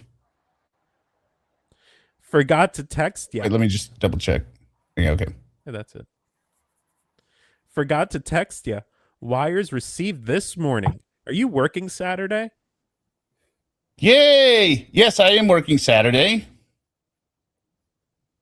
Okay, so that seems like it's it. So the defense got all that in, right? How is the jury? Are you feeling about Kouri right now? I mean, not great. I mean, just the way, even the stuff her friend added in, like, oh, hopefully I can get more savings. Yeah, you know, because this is all my money. And, you know, I know it's not a lot, but it's all I have, right? Like someone saves up a bit of a nest egg and they think they could trust their friend, and this is what their friend does to them. Right. Your friend who's despicable. In real estate and doing great. And yeah. But the defense got that in. Thank you, defense. Thank you, Gungan. Trace that those 2 wires totaling $45,000, did they land in this account? Yes, they did. Can you please show us where? Sure. Oh my God, the speech is still off. Whatever. All day was on long time anyway. Oh yeah, this is long time. Let's see, it's the middle. I wonder if she's trying to control a hair lick, and that's we need to go down a little bit to. And that's how she decided to do it. All right, so we see the 2 transfers go through, and then Kouri immediately spends the money. Obviously, on what? Her loan payments. She's got to pay all this. She puts money into her joint family account because she had taken it out. So here's the 2 payments to her friend, or from her friend, and then immediately The Ponzi scheme. Yeah. for morons. Well, so then she The amount so look here that right after she gets the money. Look at this. She sucks out $19,299 to the Eric and Kouri Richins account or Eric's account. So she's robbing her friend to pay back the money she stole from her husband. Because look, her account was negative $2,000 before she got her friend's deposit.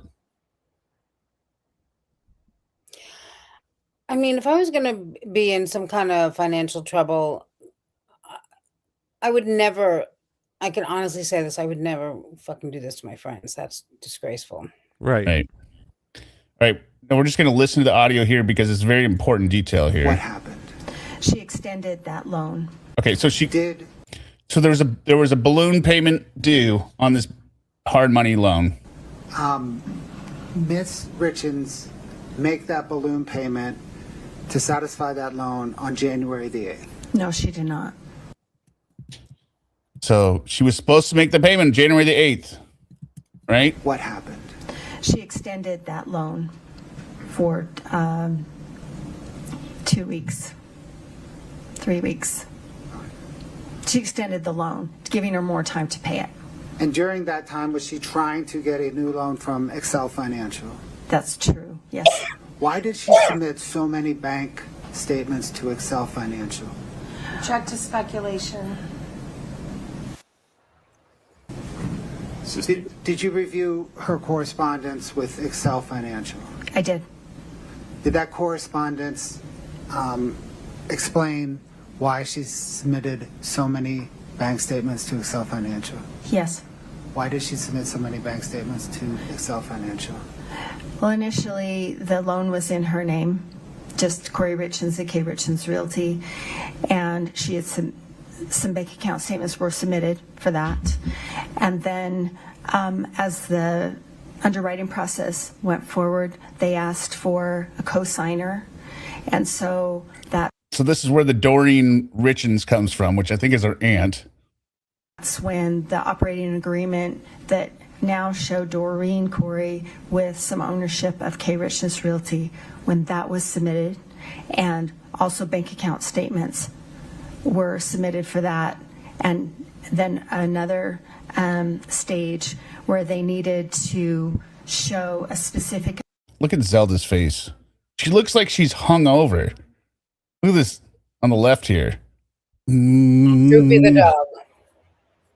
Amount in a bank account statement in order to close, and the loan then became Doreen Kouri's loan as the principal of Kouri Richins Realty.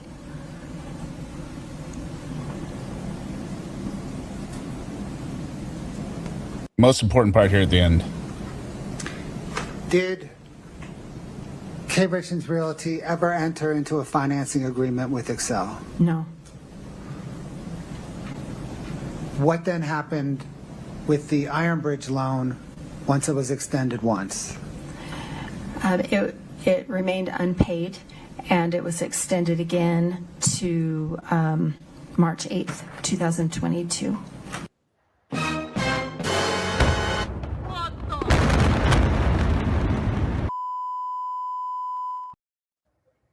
So that's interesting timing, isn't it? It is. That's pretty darn coincidental.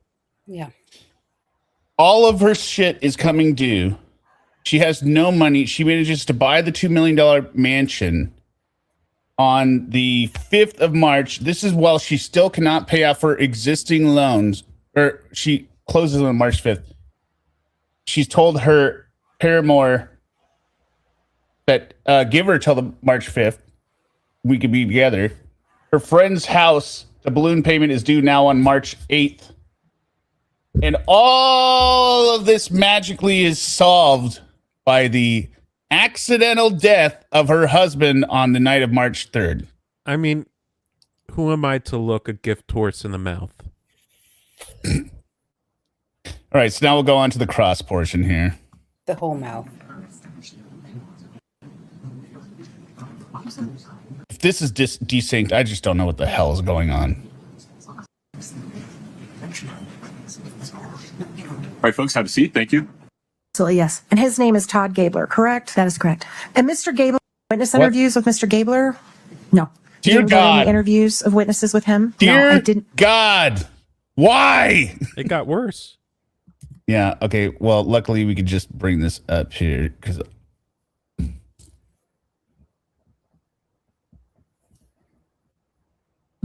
I don't understand. I don't understand. I don't know. They can put a man on the moon. Hear me out. Ain't putting nobody on the moon. No. Oops. No, that was accidental. I'm clicking everything down here. It's still funny. Okay. Let me see here. Bring this up. All right. Oh, today was the day Eric was murdered. Was it 4 years?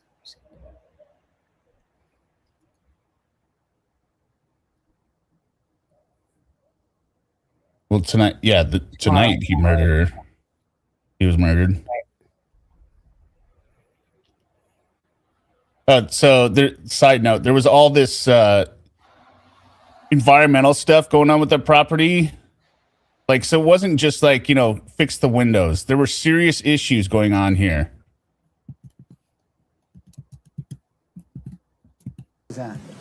So for each of these policies, there was a specific. Showing the payout that she got, and she only spent $600,000 of it towards debt. All right, let's go, Gungan. By the gentleman who was working as a private investigator.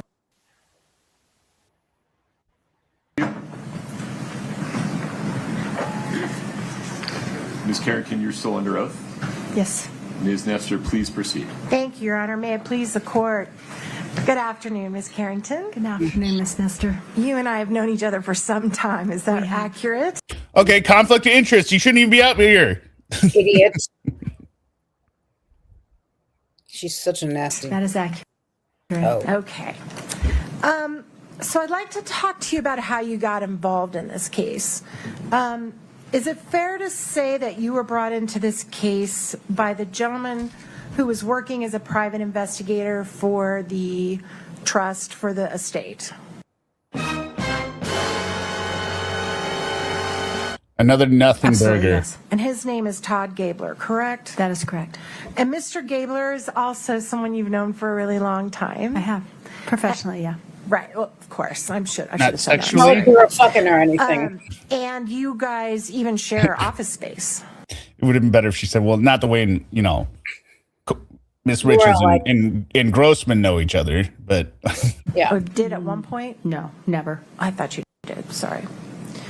And so initially when you were brought into this case, Eric Richins' family was really your boss in the matter. I wouldn't look at it that way. I was hired by their attorney, Crystal Bowman Carter, after Kouri initiated the lawsuit. That's when I came in. But the work you were doing was designed to assist Eric Richins' family in the litigation. Fair? Fair, yes. All right.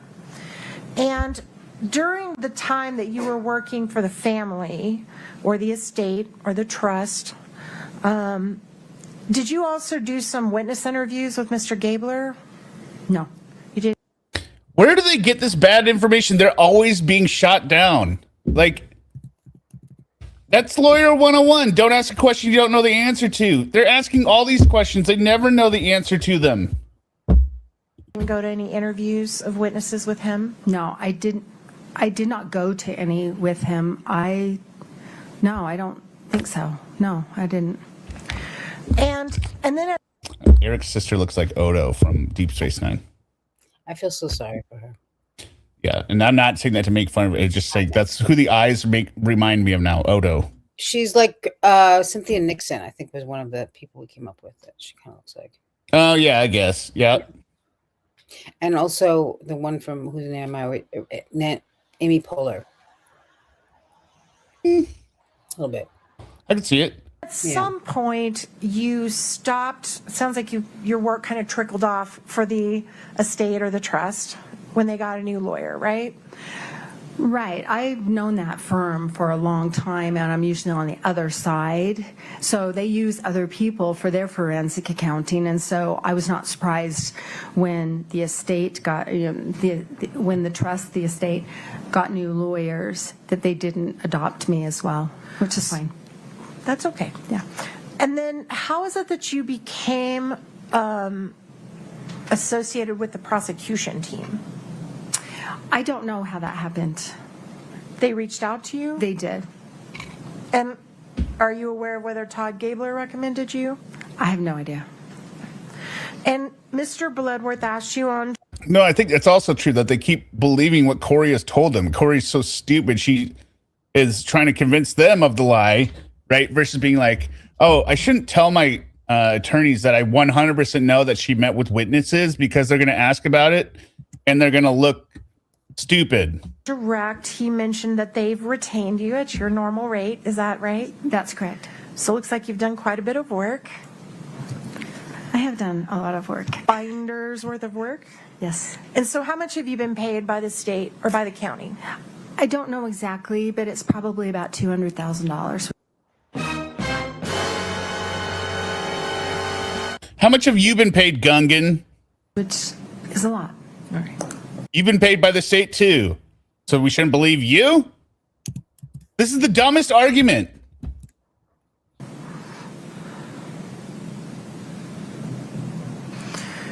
All right, now I want to talk to you a little bit before we get into details about it, the nature of the house flipping business. Okay. I think you talked a little bit about this on Direct, but the idea of someone who's in the business of flipping houses is you want to buy a property that appears to you to be undervalued for sale. Is that fair? Well, you want to get a good deal on it. Is that what you mean? Sure. Yes. So you look for something that maybe is a little below. No, yeah, she's paid for doing a job, but Kouri's defense team is literally being paid by the state. So what does that mean? The payment doesn't matter to integrity. Maybe it does for them, but I don't know. Below the value of the property. Fair enough. Yes. And the idea is you do just a little bit of rehabbing, right? You don't want to sink a ton of money into it or you're going to not make a profit. Well, it depends, right? It depends. I mean, it depends on where where it's located and what's the upside. Miss Richins' properties spanned a lot of those. Some of them were very small, easy fixes and flips. And then like the one that we were talking about, the Mill Creek project, that was enormous. The Provo project was enormous. So it could be any of the above. I got you, Billie Jean. But if you want to make money, the goal is to do as little rehabbing. The only time it works is when you have a moron like, what's his name? The guy that was up there when Depp heard. Like, yeah, you're paid for your testimony, aren't you? Okay, well that makes sense why you'd come up here and make yourself look like an idiot because you get paid for it. As you need to flip the property. Is that fair? I think that's fair. Sure. Right. And as I would say, put a little spit and polish on it and then get it. It's a lot of talk about putting spit on stuff here. Oh, we talking about spitting? Yeah. Well, spit and polish. Spit on that thing. Hot tui. Hop to it. Ready for sale, right? Fair enough. Okay. And then the goal is to flip it as quick. I love the prosecutor's face. The Look at idea his is you do face. just a Yeah, little he's bit of fun to watch, rehabbing. actually. He's genuinely Right? lost. You don't want to sink a ton of money into it or you're going to not make a profit. Well, it depends, right? It depends. I mean, it depends on where the where it's talking about located soaking? and what's the Oh, yeah. upside. Miss Richins' properties spanned a lot of those. Some of them Forgot with this huge file going back just a little bit goes back were very way too small, far. easy fixes and flips. And then like the one that we were talking about, the Mill Creek project, that was enormous. The Provo project was enormous. So it could be any of the above. Sure. But if you want to make money, the Look at the prosecutor's face. goal is to do as little rehabbing as you need to flip the property. Is that fair? I think that's fair. Sure. And is I would say put a little spit and polish on it and then get it ready for sale, right?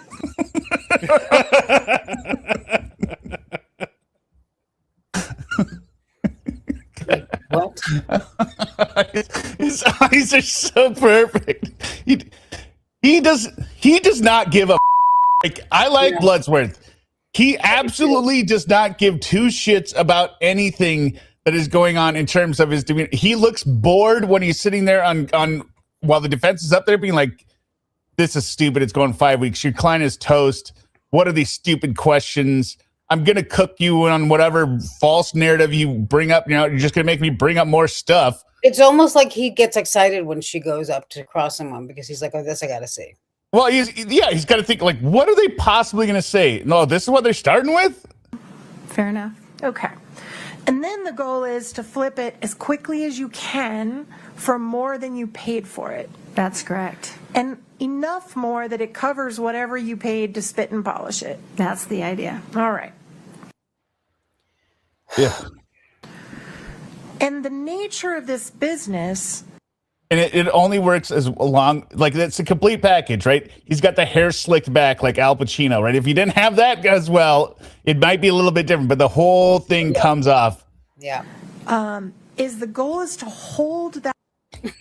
Now he's like, "Oh my God." That property for as short He's probably looking at the clock being like, "Oh, we're going to get out of here." a time as you possibly can before you flip it. Absolutely, especially because of the way the financing works. Right. And let's... Yeah, you're describing a successful home flipping business, and this is what everyone should do. But your client didn't do any of that. She spent way more money than she made on these properties. She held them for way too long. Let's talk about that. Okay. So because you know the goal is only to hold that property for just a really short time, you often use what are called hard money lenders, right? That is true. And we did hear you talk about that on Direct. Yeah. But Yeah. just as a quick refresh, because I think that was 20 years ago. Is she really going to talk Yeah, about she's- taking too long? She's really going to throw shade at the prosecution for taking too long with this witness. When everything that this witness, I mean, everyone was bored. I understand lots of you were bored. I thought it was the greatest setup for motive. This laid out all the motive. She was, and I don't know if I even included it when I played it earlier. This witness testified her world was collapsing in on itself. Like it was at the end. It was, if they didn't get she didn't get a huge influx of cash, it was over. Also, the questioning, yes, it took a while, it took all day, but it was linear. It wasn't jumping all over the place and running up there with And it wasn't repetitive. You know, it wasn't like this one can spend all day with just bullshit. It's ridiculous. Zelda's even worse. But it wasn't even repetitive. I'm sorry, your client committed so many crimes in so many various ways and was so bad at money as well. Like it was not just crimes. It was like she's terrible at business. Even this was legitimate. And right? didn't she make this happen? Didn't she? Wasn't it because of something that brought this in? They could have stipulated to the okay. Like that's why this cross-examination is stupid. The hard money lenders lend money without all. At most, you go up there and say, if in theory, she could have sold the remaining property she had, she would have gotten more money for that. Yes, okay, and that would have reduced her financial strapped position, right? Okay, yep. Even if it doesn't connect with the jury, and be like, okay, in this house that she was planning on selling for $6 million after a couple months of renovation, that would have taken her out of the hole, right? Yes. Okay, you just focus on that and then move on. Of the formalities that a bank requires to lend money, right? For example, that is correct. For example, the underwriting process. I don't know if this is sarcastic, John. Kate. No. Oh, Kate. And to sound really kind of juvenile about it, it's basically wealthy people that are willing to loan you money short term for a short period of time at a super high interest rate, right? The rich. Oh, man, these 1%ers probably, right? Did you hear that, jury? The 1%ers are taking advantage of Kouri. Right, and they assume the risk of that, and in exchange, they have very strict zero tolerance default clauses that make a loan just skyrocket in cost and interest if it's not met, if those terms are not met. And the reason for that is this is a risky business. Let's not do the hand clapping, ma'am. You are not scoring any points. Nobody hearing the first half of today was left with any other impression than this was a very risky business that Kouri was terrible at. Yes, for both sides. No. I'd say it's risky for the borrower. And for the lender. No. Because they're not putting someone through all the vetting that a bank would. They're just trusting them that they're going to show back up in 90 days and pay them off. No, or else they get the property, you moron. But you're missing a key piece. Thank you. They secure that property with their trust deed so they've secured their collateral. Totally fair. That's absolutely right. So This reminds me of a very closed meeting I ever had at Car Toys. riskier for the person that's doing the flipping than for the hard money lenders. Yes. But the hard money lenders generally do not expect to get paid monthly payments in between when they loan the money and when they get paid back. Fair? Well, it depends. And I think that's usually a true statement. Kouri Richins had most of her loans that were like that were 6-month balloons. There was nothing expected. In fact, when the subpoenas went out, I expected to get all these ledgers back, and nobody has a ledger because they didn't care. They just knew when the balloon was due, and they were going to get their money or their property. Exactly right. Miss Richins had 3 property. Well, she had 2 lenders that had monthly payments. Right. And because of what you just said, the hard money lenders have what we call a promissory note, just a promise that if I don't pay you like I promise on this note, you can get the value, you can get the property and sell it yourself and recoup your money, right? No, Jesus.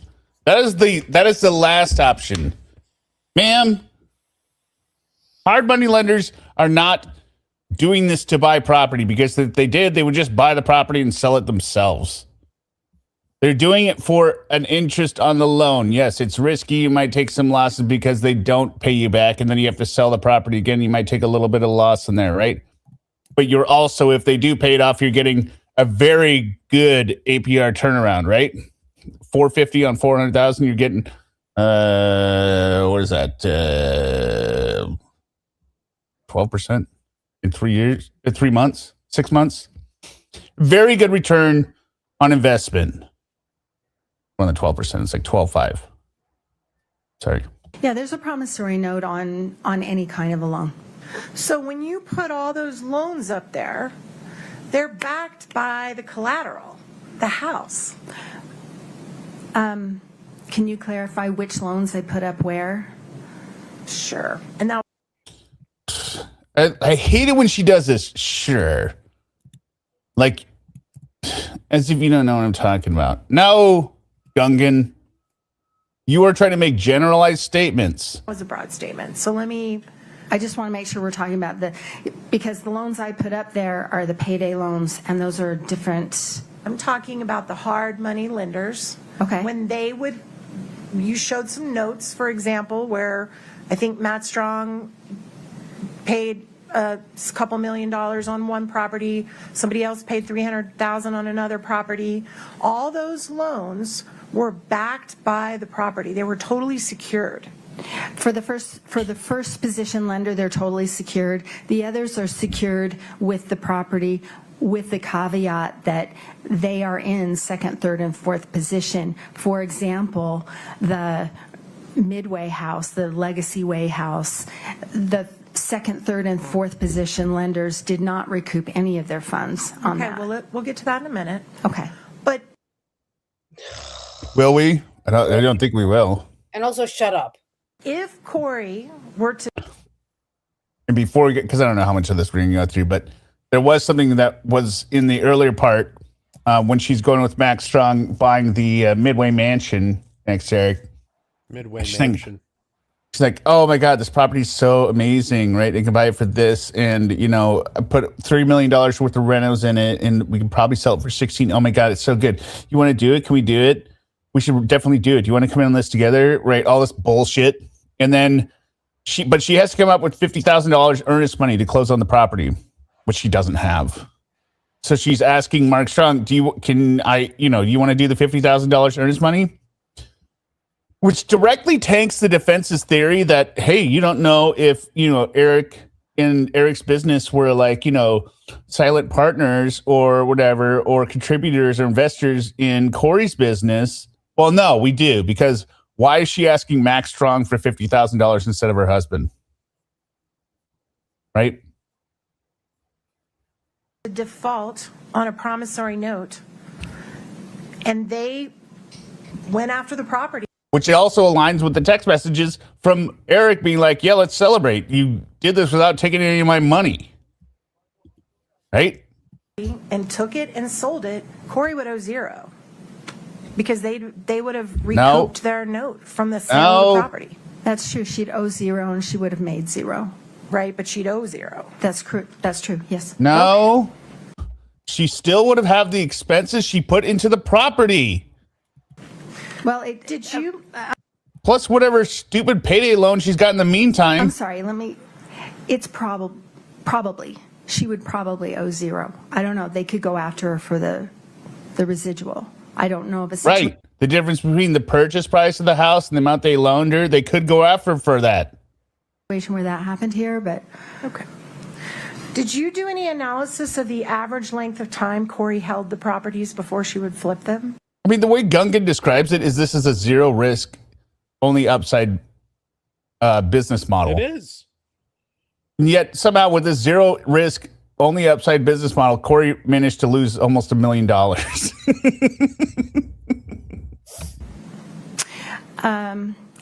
No. Okay. I do know. I do know about every property, but I haven't compiled that into a schedule. Right. Did you mentioned you interviewed, I believe, some of the hard money lenders, is that right? That's right. And prior to Kouri's, actually, let's do this. Prior to Eric's death. Every one of those hard money lenders got their money back from properties they gave to Kouri. Oh my God, no. Oh my God, no. How is this possible? Everyone that's sold? Sure. But we know several were foreclosed on, such as the one that you were going to sell to your friend. You took her deposit in January 2022 and it was foreclosed on. How do you explain her the investor getting their money back on that? Are properties that they lent money to Kouri on, correct? And this again is this is the wrong trial, ma'am. This is the fraud trial testimony that you need to elicit for the jury. This does not decrease her motive at all. Let me think about that. I think every swinging vagina is yelling at me. OMG, we get it. Prior to Eric's death. Yes. No, that's not true. There's one of her early projects, I think it's Casperville, where she ended up $28,000 in the hole. Okay. On that project. So she walked away with no buyer proceeds from that, and that was not a successful project. And I haven't looked to analyze who got what, but that would be a situation where not everybody got their money back. Do you know whether she made them whole with her own funds or in some other way? What funds, ma'am? She had no money. What? I have not seen.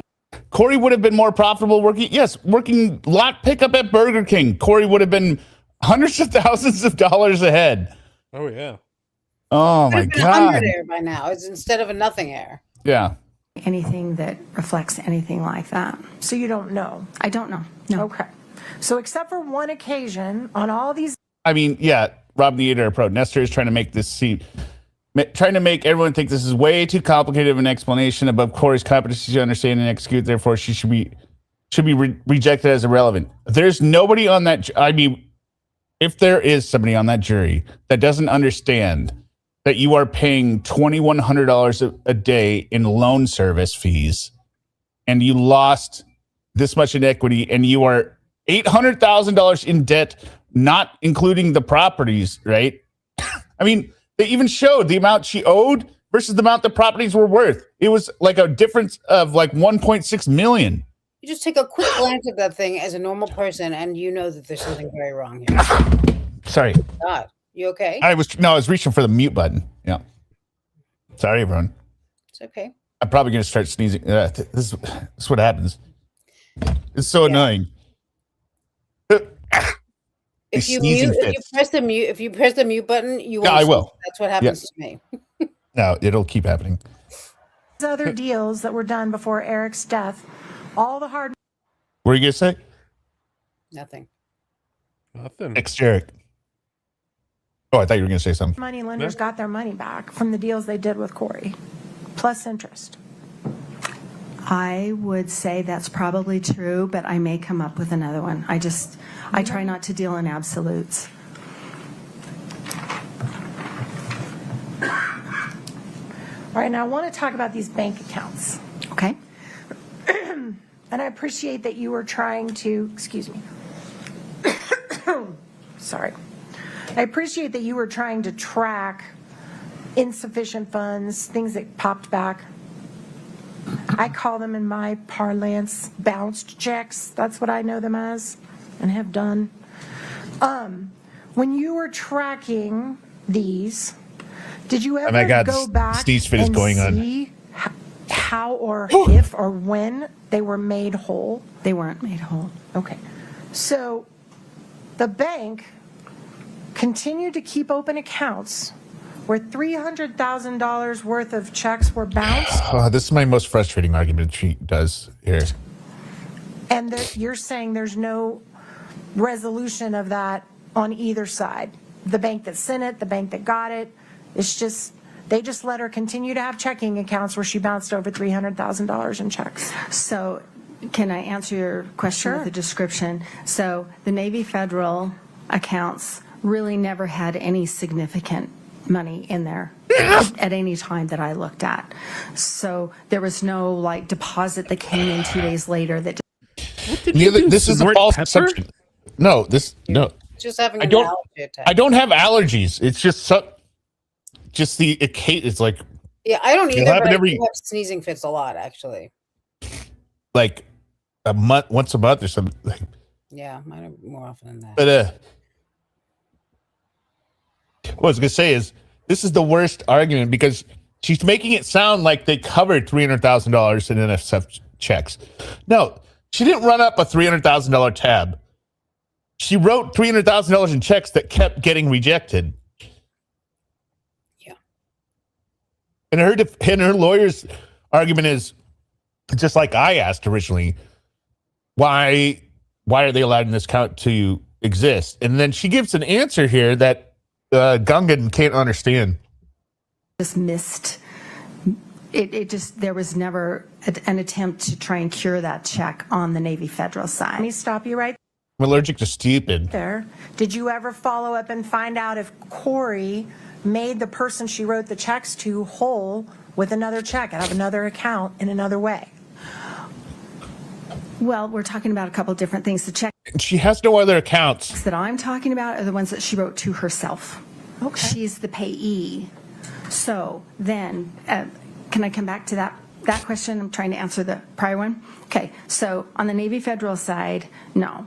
There was never an attempt to cure that. Okay, but wait. Stop. Oh, I just realized. Navy Federal Credit Union, you could only be in it if you're a member of the armed services or a child of the armed services. Remember what I said about walk the dog?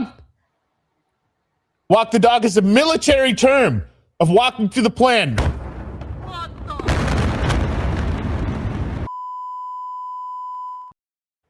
Is she the child of a military something or other?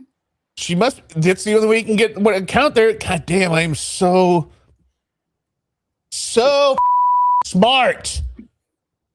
This is what Suma and I say all the time. Yeah, we're just the other You're day. in awe of you, really. Eric just to be like, oh my god, I just had to tell you how smart he is. Or maybe her brother was, or somebody. But there is a military connection there, regardless. Her brother probably was Ronnie. Yeah, Ronnie. Hey. Oh, it bugs me, Ronnie. It's a spin-off show of that. So Corey's like, yeah, so Ronnie. The voice is a lie. Gee, Willigan, huh? Why are they having a party in the 4th of July in Mexico? Oh, her dad was in the Navy. Thank you, Rocky. Okay, there we Allegedly. go. Not according to Gronk on the television commercials that I see. Okay, so there we go. Her dad was in the Navy. Let's walk the dog. For anyone who hadn't seen it, we did a walk, or I did a walk the dog letter 2 nights ago. Or movie. Video. Picture. 8mm. Black and white. Moving picture. A speakeasy. A silent animated graphic. It's in the playlist. But it does help explain a lot of the stuff afterwards that is going to come in. And this trial is... why are we even doing any of this? Tanika, every time I hear Ronnie, I think Ronnie, Bobby, Ricky, and Mike. If I like a girl, who cares who you like? Every single time. What song is that from? Cool It Now. You wouldn't know it. Menudo? No. No. No. Yes. New Direction? No. New. I know it. I can't think. You want me to tell you? No, I'll think of it. Give me a second. All right. Account. She was writing checks to herself. That's right. So you don't, did you track whether she actually put money? New Edition. Yes. Cool it now. Cool it now. Money in the account? Well, thanks, chat. I was going to look, if I had come up with it a second later, you would have accused me of just cheating. Oh, I know what it was, why I was thinking of nonfiction. It wasn't something funny they said, although I'm sure they did, but it was their doggy is so cute. Maybe you also said something really funny. I don't know. That's all. Oh. Yeah. And I told you about how I was listening to this and sleeping this morning. Yeah, you had a whole dream. And I had a whole dream about when he was going through the loans and everything, and I was part of an accounting team, and we're going through it, and we're all just laughing at how stupid it is. But also in my dream, I couldn't speak, and I was also like paralyzed with sleep because I was so tired, so I couldn't move at all. And then I was stuck in an Uber with this guy that was like driving crazy, and that was a different video that was playing before that. Going through the history of some MMOs or something. He was just constantly talking and driving and getting all these accents. I was like, I can't get out of this Uber. But yeah. Where she put the hot. Do you have dreams every night, Suma, next Eric? Yeah, usually nightmares. Yeah, me too. Okay, but you remember the dreams, right? Oh yeah. No, actually. I usually do. They tend to fade with just a little bit. Okay, of time. they can fade, but do you wake up and you realize you had a dream? Or I don't understand how they fade later in the day. Like sometimes I wake up and I remember part of it, and then later I'll be like, oh, and that also happened in that dream. Yeah, I'll remember it when I wake up, and then as the day goes on, that's normal. No, that's normal. Yeah, no, that's normal. Like it's not like a book I remember or a movie I'm reciting, right? I have to dream really. Yeah, no, my dad says they don't. He doesn't. My wife says she doesn't. And I'm like, yeah, I don't think that's true. I think you just don't remember. You don't dream? Yeah. Try to tell my mom definitely dreams, and then she wakes up and says it, and then she always says like, she's mad at my dad for something in the morning. Like yeah. Hot check, as I would say, to cover it later. Well, and that's what I'm getting to. Okay. So she writes a set of checks to herself, and they get deposited into either the Kouri Richins Realty 6577 or that Kouri 5244. I dream you're visiting. Those checks go in. Miyagarita says, hear me out. I had a dream you were visiting and I was showing you around an imaginary town and I was a witch. Interesting. And eventually, so they're returned unpaid by the bank. And so that makes the balance. I do that a lot. Yeah, I laugh in my sleep a lot. Just busting I don't up. laugh in my dreams. There's no laughing happening usually in my screaming, dreams. but everyone's Yeah, it's usually screams. No, I think I was even laughing in the dream this morning and being like, how stupid is this? Go way in the hole. Sure. Eventually, there are funds that go back to the account. That's my point. And my understanding of how banks work, banks and credit unions, they work, in answer to your question or your wondering about why would they allow her to continue going if she's bouncing all these checks. Financial institutions don't look at just this account or just the accounts by this person. They look at the relationship. Yeah, please remember, hit the like button. Okay, so she's saying they don't just look at this one account that is trying to continually overdraft these checks, right? Because they have the business account of Eric's business and Eric's account, which they're very lucrative, right? These are major accounts that make money for the bank, right? They keep rejecting Kouri's checks, so they're not going to necessarily cut her off because, maybe Kouri's husband is a psychopath as well, and they'll take their business elsewhere, even though the other bank will just not give Kouri any leeway on checks. And Eric's family, Eric comes from a lot of money. So Yeah. I'm pretty sure there's checking accounts and then there's like savings accounts. Who knows what's in the savings then account? there's all right? kinds of other things like And assets and all this kind of stuff. But Gungan can't understand and be like, okay, well, so, they wouldn't cut her off because, they'd be like, oh, well, we could just take out of the Richins account over here. No. Speaking of dreams, most of my dreams usually involve some form of driving where I am unable to stop. Like either I'm not in the driver's seat, like I'm either in the back seat, leaning over, holding the steering wheel, so I can't reach the gas and brake, stream, or I'm in the front seat with my legs on the passenger seat. So again, no gas and brake. It's just like the most ridiculous thing where I'm just not in control of this vehicle, and it usually ends up going off a cliff. I can never hit the brake. yeah. And then, I usually, even at this point, even in my dreams, I go, nah, this isn't real. Like I'm going off like 1,000-foot cliff into the ocean. I'm like, nah, I don't think this is real. And so His brother sleeps with his eyes open. Oh, Jesus Christ. Yeah, no. that's what the night terrors are all about. Yeah. Well, no. I've slept with my eyes open before. Yeah. Yeah, you did it on the New Year's Eve stream. Okay. We all did. we've also got Eric and C&E Masonry and whatever else. And so they will look at it from a business point of view. They don't want to kick her out because they've got another account that is making them money or is being dealt with differently. So that's the answer to your question, why they wouldn't just cease and desist and kick her out of the bank. Because somewhere in these accounts, there's enough to Look at that zit. It's getting worse. It's like, like things weren't bad enough over there. It's turning into a reverse comma here at this point. cover these bounce checks, or they would shut that down. The way you're saying that is not correct.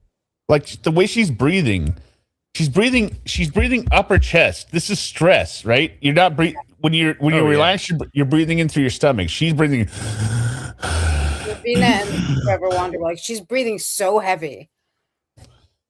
She's like, oh my God, people are going to think I'm a loser. Maybe she's thrilled to hear about all this money. Who knows?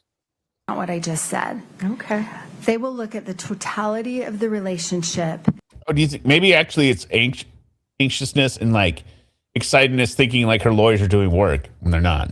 Maybe. And they want to honor that relationship. There's not a scenario in which they would dip into C&E's account to pay Kouri Richins or K. Richins Realty's checks. So that's an important distinction of what where I would quibble with what you're explaining. Well, there's no scenario in which anyone would dip into their own accounts to pay Kouri Richins. Okay. I never saw anywhere in your myriad of check statements that we went through that there was one where she was a negative $300,000.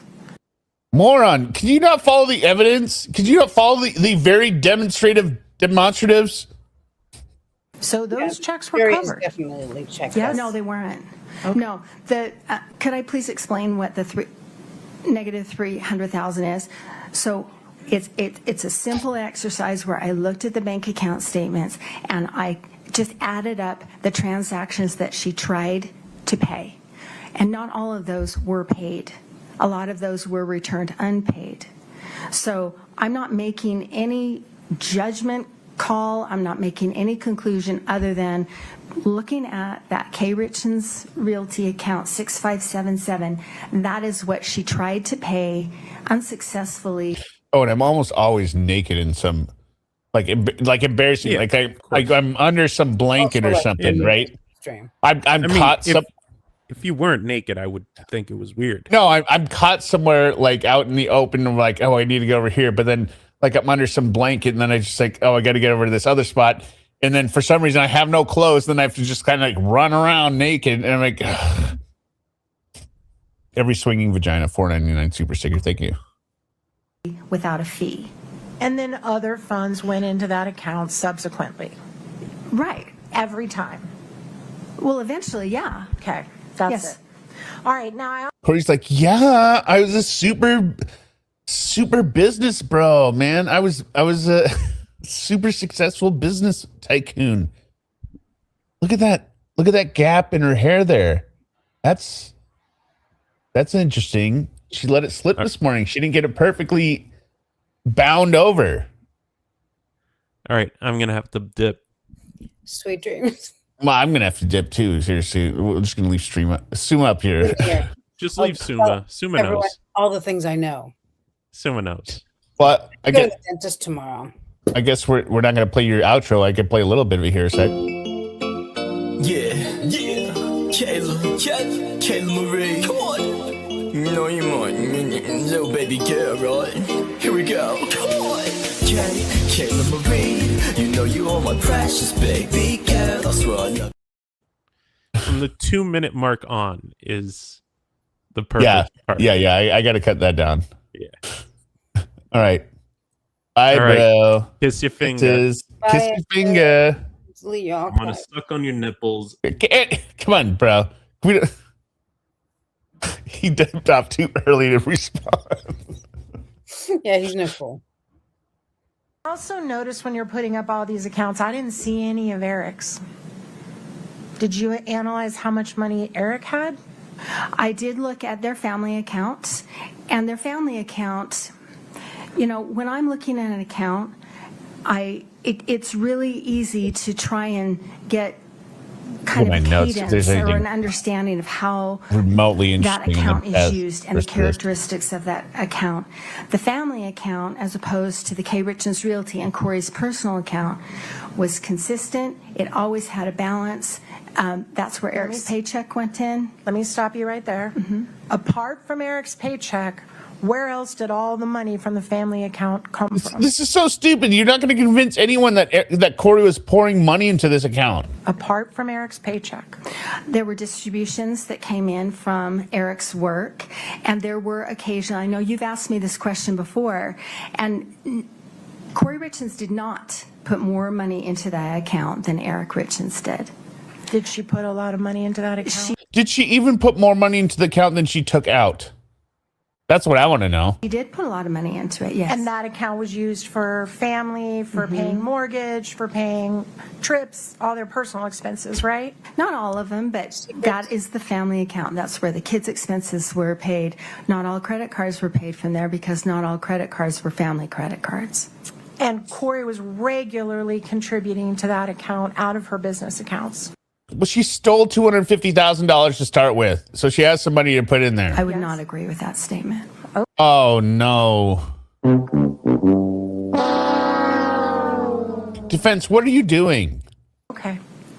So we know Eric's paycheck goes into the family. You just say, okay, so you don't have anything to back that up? Why are you asking that question? At one point, she actually does like a Sarah Boone no. Like, no.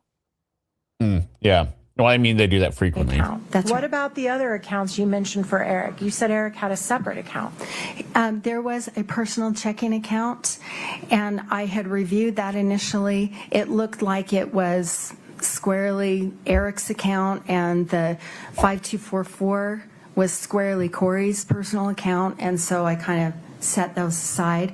She used her personal account for her personal expenses, and he used his for things that appeared to be his. And you do not know the arrangements that Kouri Richins and Eric Richins had as a couple about when they would make money available to each other, did you? Well, I would say, you know what, Gungan, the fact that he changed his will and moved all the assets into a trust on the event of his death means that there probably wasn't like a commingling like shift, right? Where they were like, hey, what's yours is yours, what's mine, or what's mine is yours and yours is mine. Seems like after she stole the $500,000, he was very direct about cutting this off. I don't. Okay, Like, so how much I money would was just in say, you know what, Gungan? Just that's it. You know what, Gungan? It wouldn't surprise me if Bloodwood starts calling her that. Eric's personal account? Habitually, there was enough to pay whatever was attempted to be paid from it. I know that my recollection is it had, this is not a good face, Gungan. 10,000, 20,000, something like that. I don't recall. What are you doing with your face, Gungan? I don't recall it going into the negative. Okay, but you did not provide that to the jury to review in terms of assets that were out there for this family. Objection, Your Honor. Based on. Your Honor, can we approach? Of course. Oh, you approach. Yes, Robin, that's what we keep saying. And you don't know what arrangement Kouri Richins and Eric Richins had about whether or not he would invest in her business, whether or not he would be a silent partner, whether or not he would help her fund her business. You don't know that, do you? No. Well, you don't have any evidence of it either, do you, Gungan? Or else you would introduce that. There has to be some evidence that he was going to invest in this business. Because what it seems like, he was just continually stealing money from him to pay for her business. Just like when she sold the payroll taxes for the quarter, right? Like, why would, if Eric's a silent investor, how is he going to be down with that? Oh yeah, just take the quarterly tax payroll, because that won't be huge implications for my very legitimate, successful business. Okay.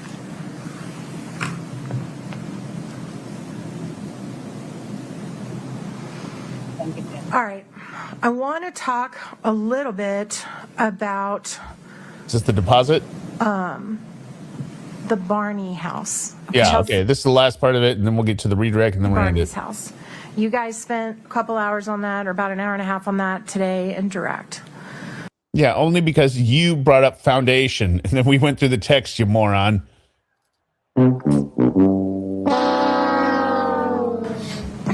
And as I understand your testimony, Yeah, silent partner, as in you didn't realize he was one? Yeah, then yes. Yeah, he's a double secret probation partner. Ms. Barney was going to provide $45,000, or did provide $45,000, which you traced all through Ms. All right, everyone. We saw the text earlier. Does this at all align with how Gungan is trying to reframe this? Richins' accounts to Ms. Richins to be used at a closing in the future, correct? To be used at a closing that day. Thought they never had the closing. Well, they didn't. Right. My understanding of that whole text string is that there was this closing that was going to happen imminently, and this was the $45,000 down payment that Chelsea was paying toward the house to then be in her name. Right. And the $45,000, well, strike that. Let me back it up just a little bit so it's not confusing. Kouri Richins Realty had already purchased the Chelsea Barney home prior to all this, correct? That's right. And you went through all the efforts she was making to try, well, let me ask it this way. When it's first purchased, the idea was probably to flip it, right? Like she does all her business. No, She was going to keep it. she was going to keep this one. Okay, but she had hard money lenders the same way she did on her other Terrible. flip properties Well, originally. remember, she's got those two different kinds. She's got the hard money where she's got a 6-month balloon and she doesn't have to pay anything in between. And then she's got the other ones where she has a due date, a maturity date, and she has to make those monthly payments. This was one of those. And so her original loan was due January 8th of 2022, and that's about the time that this transaction with Chelsea's going on. Okay. And as you explained in your direct, she was trying to shop around for a long-term mortgage to get better terms of the mortgage, right? Right, with David Ige and Excel, she was trying to refinance a few things. Right. And while she's looking for a new mortgage package, Chelsea sends her this $45,000, right?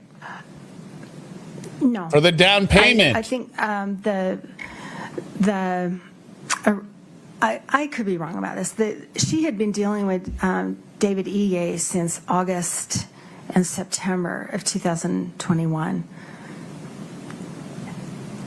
It was right about this time that everything just fell apart because he needed wet signatures from Doreen and he never got those. Okay, And So for those of you who don't know what wet signatures mean, this isn't some kind of SOBSIT thing because they always try and do this wet ink signatures. Yeah. Basically, it's not an electronic signature. Most everything is done by electronic signature now. When you're not like suspected of not being real or participating in things, so they're like, no, you got to come in and sign a paper, right? We need you to come in person, basically. Yeah.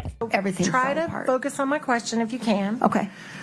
While Corey's looking for a new And the mortgage fell apart because they couldn't get real signatures from this fictitious 81% owner of the business because she just put her aunt's name as a co-lender, and that's why it didn't work. mortgage lender, a new mortgage package, during the time that she's shopping for people, and you kept putting up all the ways This might be the most accurate description for this trial for her business, like just burning money, burning houses in a dumpster.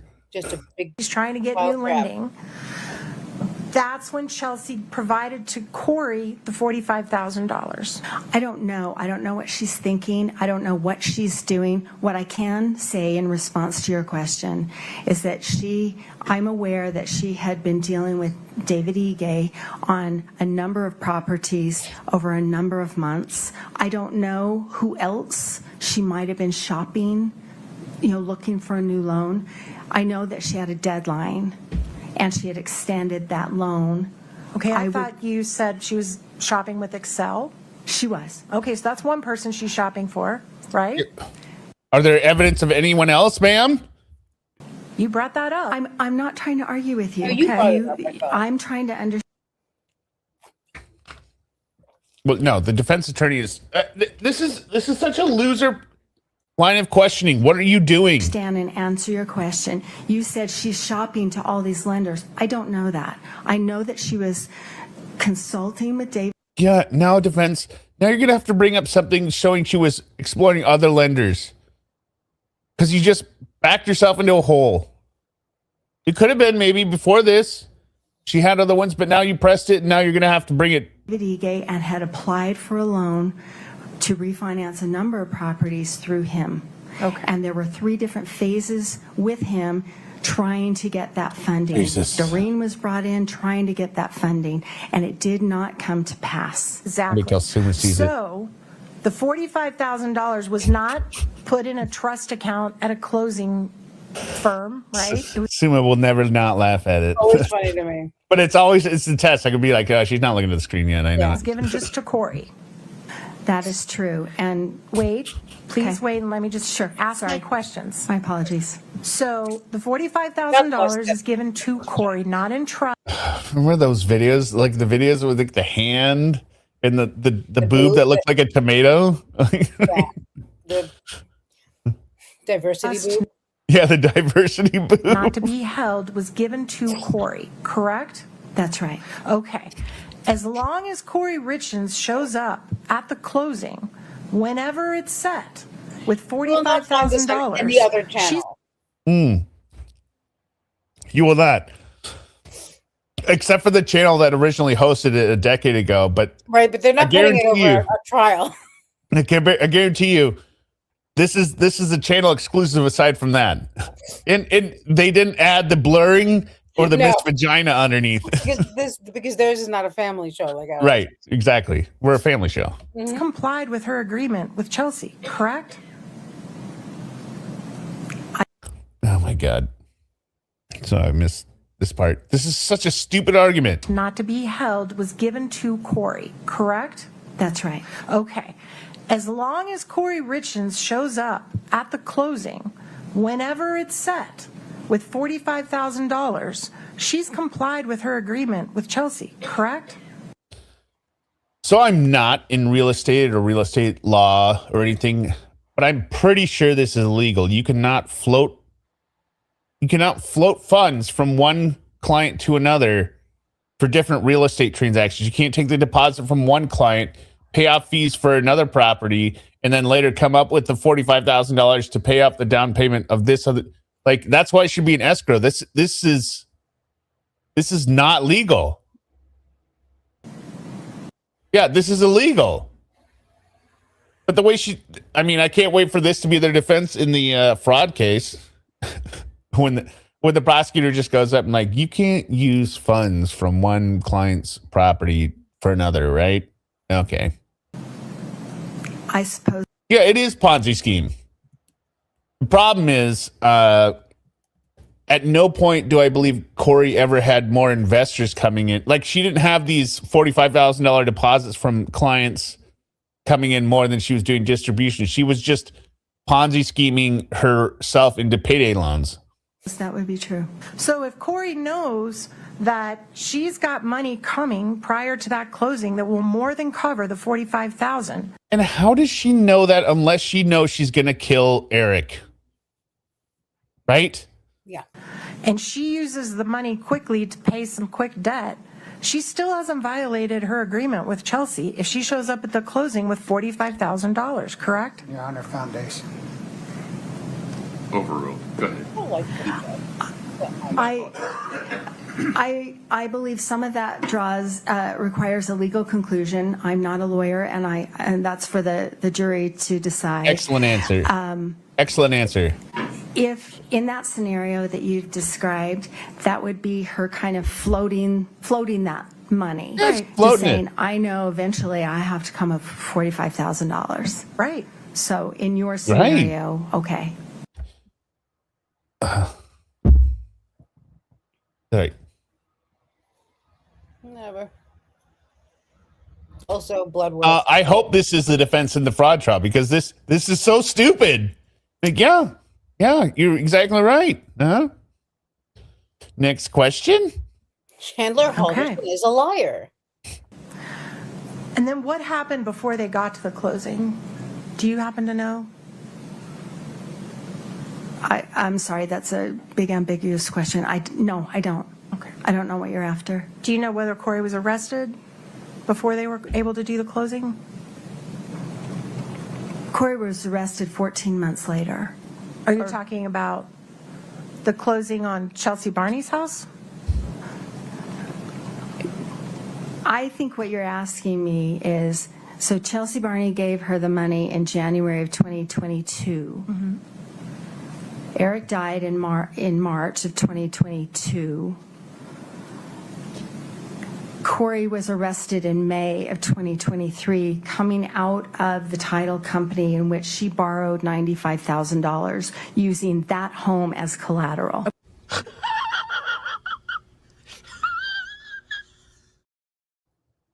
That's not a closing, ma'am. She's taking out another loan against the property. That's not closing. She's taking out a $95,000 loan when she didn't even pay the $45,000 deposit her friend gave her. Okay.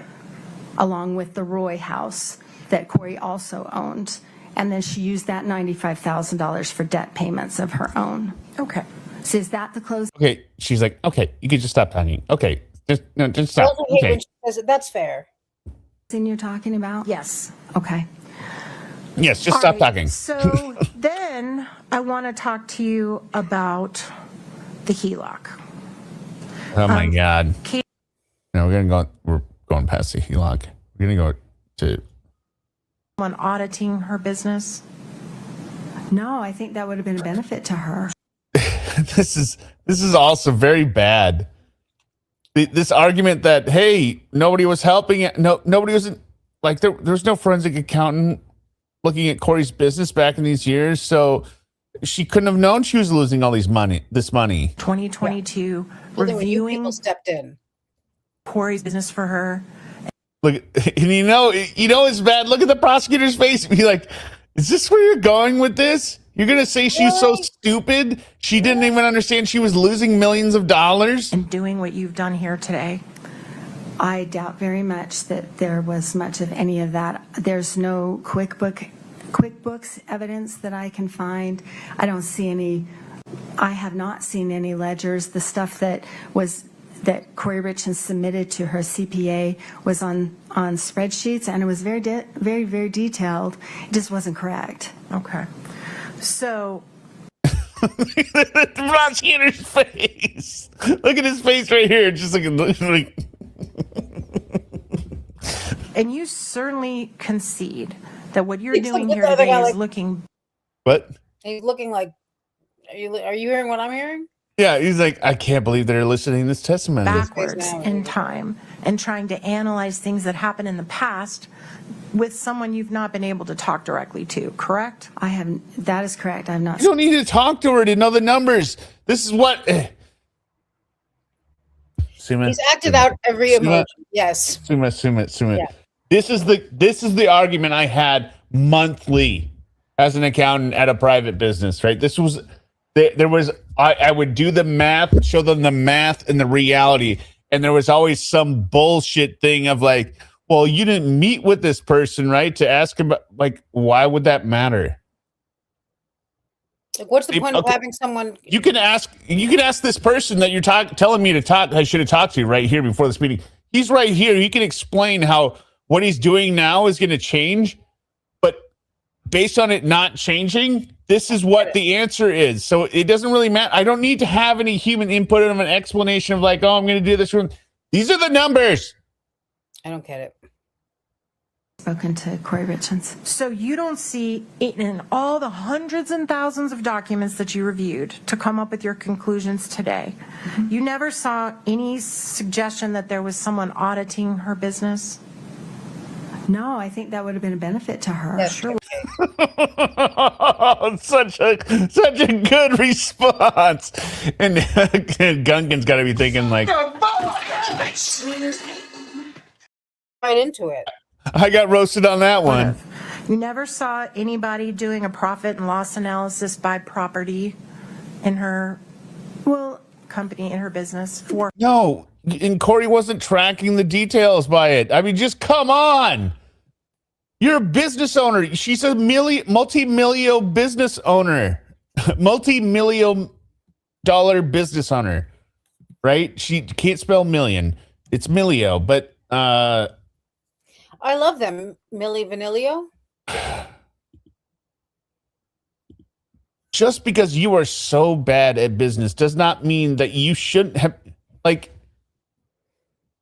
again, this seems like a very, very, this seems like it's for the fraud trial. I don't know why we're getting into this like here, saying my client's an idiot. Oh, well, she didn't know she was so far underwater, but you're also arguing she's not. So what the hell? You know, her tax accountant was doing that based on the stuff that. Yeah, and she also happened to provide only the details that made her look like a profitable business to her tax accountant. And I know there's maybe some confusion why, because she brings up like, oh, she was overpaying her taxes. Like that wouldn't make me. No, she needs to show an income in order to establish lines of credit to get her own better, favorable, like better lending terms with institutional like banks.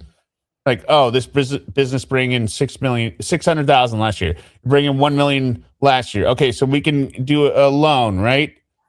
That's the reason she lied on her tax returns, right? Just like you have to turn over your tax returns when you buy a house, right? They want to know, hey, how much are you making? What are you doing this? You can't turn in a IRS tax return saying, oh, I didn't make shit. I lost money. Nobody's going to loan you any money at that point. She gave to him. Yeah, and you said he got it wrong, right? Based on the stuff that he gave, that she gave to him, sure. And you didn't see that she was conferring, you didn't see emails with financial advisors or business advisors? No, there's a... Oh, this was the worst. No, okay, this was the worst. This is the worst. This is the worst self-owned by the defense. 1 second. You know what this is? Remember this? Conferring, you didn't see emails with financial advisors or business advisors? No, there's an email string between her and Matt Strong where they talk about how to reduce tax liability by retaining rental properties. And she was getting advice from him, right? Because she didn't know that stuff. She's just an idiot, huh? Yeah. And he was helping her. I don't know why. You read the email. Ma'am. You? What is with this indignation? Like, Yeah. You read it, didn't you? Like, am I the only person in this courtroom with a brain? What Gungan doesn't accept is that this woman is on the stand testifying that Kouri was taken advantage of by a man and not confessing to, a man was taking advantage. Like, you read the email. In that specific instance, but I'm sorry, I thought your question was a little more general. No, I don't think Couples Realty, we're almost at the end, but whatever. she was, I think she was so busy running her business, acquiring properties, trying to fix them up, acquiring funding. Yeah, that's what exactly it looks like. She was super busy just buying stuff, trying to fix them up and not worrying about, I'm setting myself up for nuclear Armageddon in terms of finances. Capital wherever she could grab it, that the tracking of finances was completely just not on the priority list. Pamela Sertich, You'll get it. $9.99. Thank you very much. Thank you, Pamela. Super sticker, I think. And you don't have any personal knowledge as to how involved Eric was with her, if she talked with him about it every night, if she talked with him about it every morning. You don't know. No, I do not. And did you even know that the day he died, he was out working on one of her properties, spreading gravel? Did you even I do know that. Okay. This man And you don't travel know once, and that's all they talk about. Yeah. Whether or not Is he on any of the financial documents, Gungan? she got advice from other people besides her husband, Matt Strong.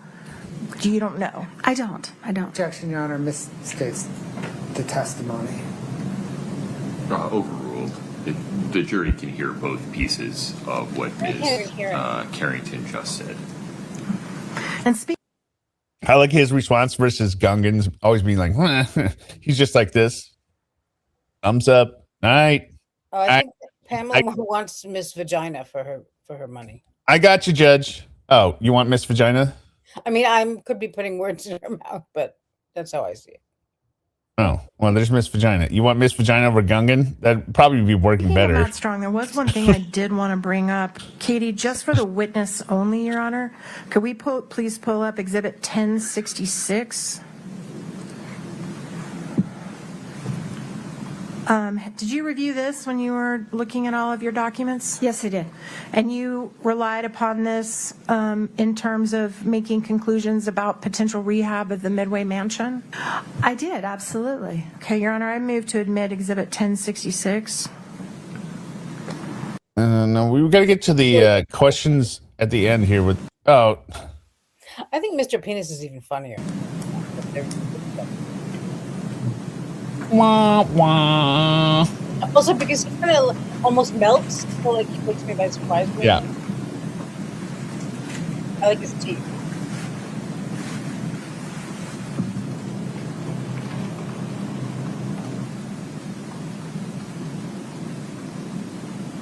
Maybe it's on redirect. Oh God, is there a redirect? You mean Yeah, no, there is. Not what they actually think it's worth, but that's the assessed value. And it's kind of a rule of thumb that the county actually Foreclosed on it. And wait, stop right there. He foreclosed on it after Kouri was arrested, correct? It was in the works already. I think coming from the woman who didn't want anyone to million, but they bought it from themselves. Certain moment in time, right? No. Okay, let me rephrase it. You're here to look backwards at Kouri Richins' financial situation, right? Well, there's no looking forward. Could you please restate that? And We're what here- time frame are you looking? Yeah, very valid. There is no financial future. Backwards, the past. From today? From today, backwards from today, you are here to evaluate in the past what Kouri Yes. Richins' financial Okay, situation no was. projections for the future. Correct. Okay, yes. But certainly, and you're here to do that, to come up with your conclusion that at the time that Eric died, she was financially, I believe your words were, in distress. That's your conclusion. Yes. Okay. And certainly you would agree with me that every Oh, that smile. single person who's in financial distress Oh, yeah, these are the questions. Here we go. does not opt for a solution of murder to fix their distress. Objection. Is that fair? Well, Gungan, yes, not everyone does, but your client happened to have a windfall based on the death of her husband before she was wiped out. This is I get Horrific. I get the questions, but they got to be short and sweet at the beginning. Be like, you have no knowledge of you in all your communications you reviewed. You saw no plot to kill Eric Richins, correct? Yeah, okay. And you saw no plot by Kouri Richins wanting to murder her husband, correct? Yeah. All right. Like you just keep it like that's what Chandler Halderson's lawyers should have argued. But Well, this is so stupid because she is in a infinite debt spiral. Yeah. That was solved. And they also make the argument like, well, they were all made whole, right? Yeah, after she collected the money. Your objection, Mr. Bloodworth. Speculation. Sustained. Okay.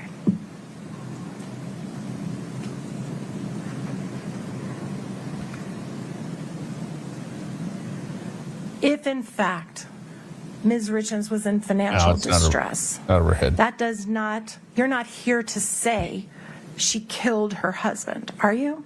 That's for the jury to decide. I mean, this should have been the start of the question. They shouldn't have gone into any of this other I'm not bullshit. making any conclusion about that at all. Because you don't have any knowledge about that at all. Well, that's Objection, Your Honor. Asked and answered. Sustained. Judge, I mean, I don't know why people are hating on the judge too. He said, ask and answer. The judge suggested what it was, asked and answered. He's like, It's the same. And Bloodworth sits down. Do you have any knowledge personally about whether or not on the night of March 3rd, Eric Richins voluntarily ingested Ms. Nestor. fentanyl? Asked and answered. That question that I just asked? When she said she doesn't know anything about that, she meant she doesn't know anything about that. Yeah. Are you paying attention to Gungan? Okay.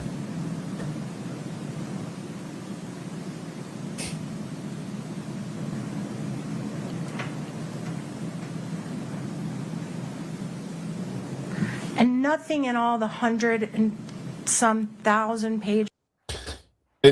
What's sad is you could tell she's looking at these questions that she's written down. This was her big finish, right? She thought this was going to be like her magnum opus. Like, oh, everyone's going to be like, oh shit, as she drops the mic, right? Because these are pre-written questions and they're just getting shut down. That you reviewed. Did you ever see any statement by Kouri Richins written down to anyone, to any of her investors, to anybody, saying, I know how I'm going to fix this problem. I'm going to kill my husband and then I'll have plenty of money? Objection, Your Honor. Did you ever see any of that? Overruled. Ms. Carrington, you can answer the question. There's an email.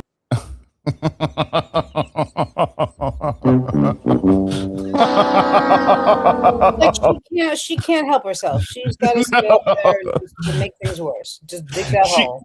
She just could not stop herself. She was like, "Oh no, I can get this one last one in." Well, that's because you're an idiot. As soon as she starts to answer, Oh no, bitch.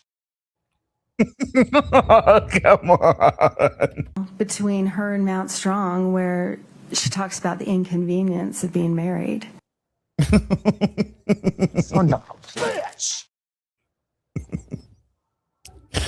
How are you this bad? How are you this bad at this defense? Okay, It's almost like she just wasn't bad enough, so she kept trying.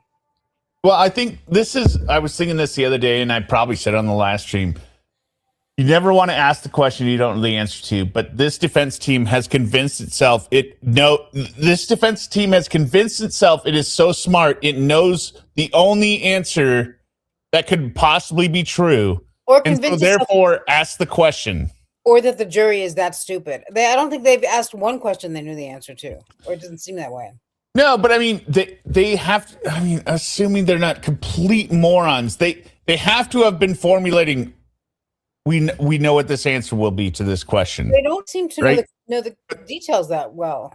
No, but they don't, because every time they're like, okay, oh yep, okay, right, because they've laser focused, they've boxed themselves into a specific narrative. They cannot see anything beyond what they're thinking. So does that answer the question I just asked you? You've asked. I'm not trying to create anything, but you said, is there anything that... This is not, you should have just stepped down. You're pressing her again. This is going even worse. Indicated. All you had to say is that's all. And you know, I don't talk like that. Oh, shit. Oh, my God. Gungan. So apart from an email that she sent saying it was inconvenient being married. Well, is there anything that matters more than that? Well, she sent an email saying it was inconvenient being married, but she didn't send an email saying I'm going to poison my husband with fentanyl, did she? To whom it may concern, my marriage is a huge inconvenience. Upon truth and knowledge, lol. Yeah. or you asked exactly, Naomi. Upon knowledge and information, lol. Have you ever seen any suggestion in anything in writing that Kouri's financial plan was to collect on life insurance and pay all this money off? Yes. Have you ever seen that? To collect the life insurance to pay everything off. No. Hey, Gungan, you just spent the last 5 minutes of your own cross here saying, well, Kouri hadn't seen a financial advisor, right? She didn't know what was going on. She didn't have a plan. So her writing an email saying, hey, my plan to get out of this is to kill my husband makes sense. That the email, the absence of that email, even beyond the scope of incrimination, she wasn't thinking about anything according to you. Thank you. Redirect. Well, you showed us. Mr. Blood.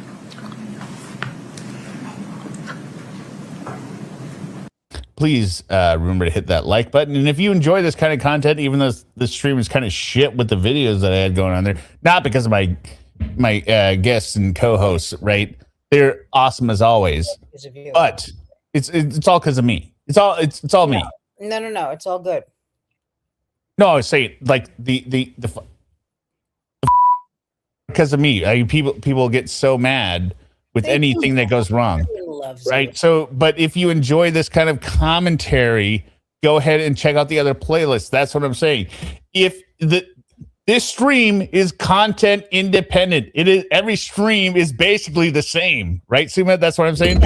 Well, you're never gonna find Mr. Penis and Miss Vagina anywhere else, right? What other channels give you a compilation of a pedophile that has been mocked for decades, a child killer from the 80s, her parole hearings, A lunatic in Florida that zips her boyfriend into his suitcase and then reads all of her text messages with a wig on and then covers the Kouri Richins trial.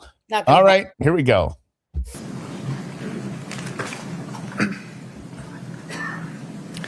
Thank you, Your Honor.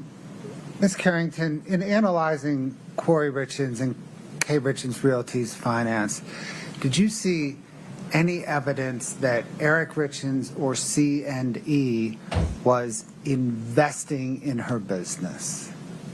Not really. There's the Franson Lane house in Oakley, where I can see some checks that were paid, and they indicated because I hate commentary. To draw, so they're from C&E. They get deposited into Kouri Richins' bank account, and then bank account. She sells that.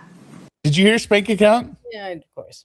I heard spank account too. Project in March of 2021. That's that big spike in my graph. You know, that orange line that's bumping along the bottom, and it spikes up as soon as she sells that Franson Lane, the Oakley house. She pays C&E $217,000. That's about what they had paid in. And the memos on the checks say, you know, draw number 1, draw number 2, and they indicate that house. And I have talked to Cody Wright about that, and he said, I mean, he's explained to me what the arrangement was for that particular house. It was related to the fact that Eric had just learned about the HELOC. Thank you, Robin. And he was afraid of losing his house. And so that's why C&E was involved with that particular project. Absent that, I don't see any indicator. Yes, the spike is where Kouri stole more than she regularly stole. That C&E or Eric was an investor or a participant in any of the transactions. He's not on any of the bank accounts. He's not on any of the real estate documents or loans or anything like that. Does the accounting suggest that C&E money put into the Franson Lane project was a bailout? I don't understand what you mean. Was that money needed to see the project through to completion? It spanned the rest of the project, if that's what you mean. And it was significant, you know. And then they were paid $217,000, which was about. So K. Richins Realty and Kouri Richins got $406,000 from that, and then Kouri got $60,000 in commissions from that project. And then once that hit the bank account, other expenses, let me say that, were paid for that project, and then the $217,000. So whether or not that was a bailout, I don't know if that's how they would term it, but it's my understanding it was not expected as she went. Eric Richins and C&E did not expect to be participating in that project at the outset. It was somewhere in the middle. Other than that Franson Lane project, any other C&E or Eric Richins involvement in Kouri Richins or her business activities? No. Turning back to the Midway Mansion, she closed March 5th, 2022. The value was $2.9 million, but she took out $3.2 million in loans. You said at some point through various trust sales, trust auctions, the house sold for $3.4 million. That's right. And before that, it was foreclosed on. Do you know when it was foreclosed on? It was foreclosed in May of 2023. So between purchase March 5th, 2022, and foreclosure on May of 2023, did the $3.2 million in debt on the house stay static? No. Did it grow? It did. The clauses in the lending agreements, for example, the the loan, the $2.6 million that the Sierra West and Mount Strong loaned to her. That loan agreement says you've got 6 months to repay this $2.6 million plus 15% interest. So it's due on September 4th of 2022. That's 6 months. And then the loan agreement also says if that does not happen, then there's a 2% default fee. And then that's about $50,000 tacked onto it. And then every month after that, it's another 2% that is tacked onto it. And it's still accruing interest. So, and it's capitalized, which makes a big difference. It's not just something else that's out there. It makes the loan principal larger. So that also increases the interest. And upon default, it goes from 15%, which is already expensive, to 28%. So the whole thing just kind of blows up. All right, that's it. I did want to ask because I was looking at YouTube here, and then you got your Hidden True Crime out there who's doing their day 7 thumbnail, right? And I was thinking, like, should I do more of these thumbnails where they're like, where the host is like, yeah, just her face staring into the abyss. Like, yeah. Those thumbnails freak me out a bit. Because the only reason I would do this, like that looks like it looks to me, it's an expression of surprise, would be if I was a moron. Right? Yeah. Oh. I never really. Oh my God. Kouri stole money? Oh. Yeah. Like, I don't. Like, I don't know what expression to have on my face there. Like, I mean, like Paul from Reporting Live from My Sofa, he does it good because he's got facial expressions. And he does good. He goes like this, like. Yeah, like, exactly. He's great. But I, like, it's got to be naturally like that, or, I mean, don't be all, or like these. Yeah. I mean, I guess they're good. They're probably good for catching the eye. I don't know, but. No, I don't. I never click on those. I don't click on them at all. No. But here's the thing. People don't like the stream. So I don't know. Maybe I got to do more of the. They don't like the stream? What are you talking about? Everyone's just telling you how much they love it. No, they don't click the like button. Oh, well, people don't. A lot of people watch on their TV and it's a pain in the ass. No, I get it. But the only thing that gets this out to more people is hitting the goddamn like button. Really? Because I'm a YouTube whore. Well, I know you're a YouTube whore and a whore in general, but we've had 184 likes and we've had 1,000 views.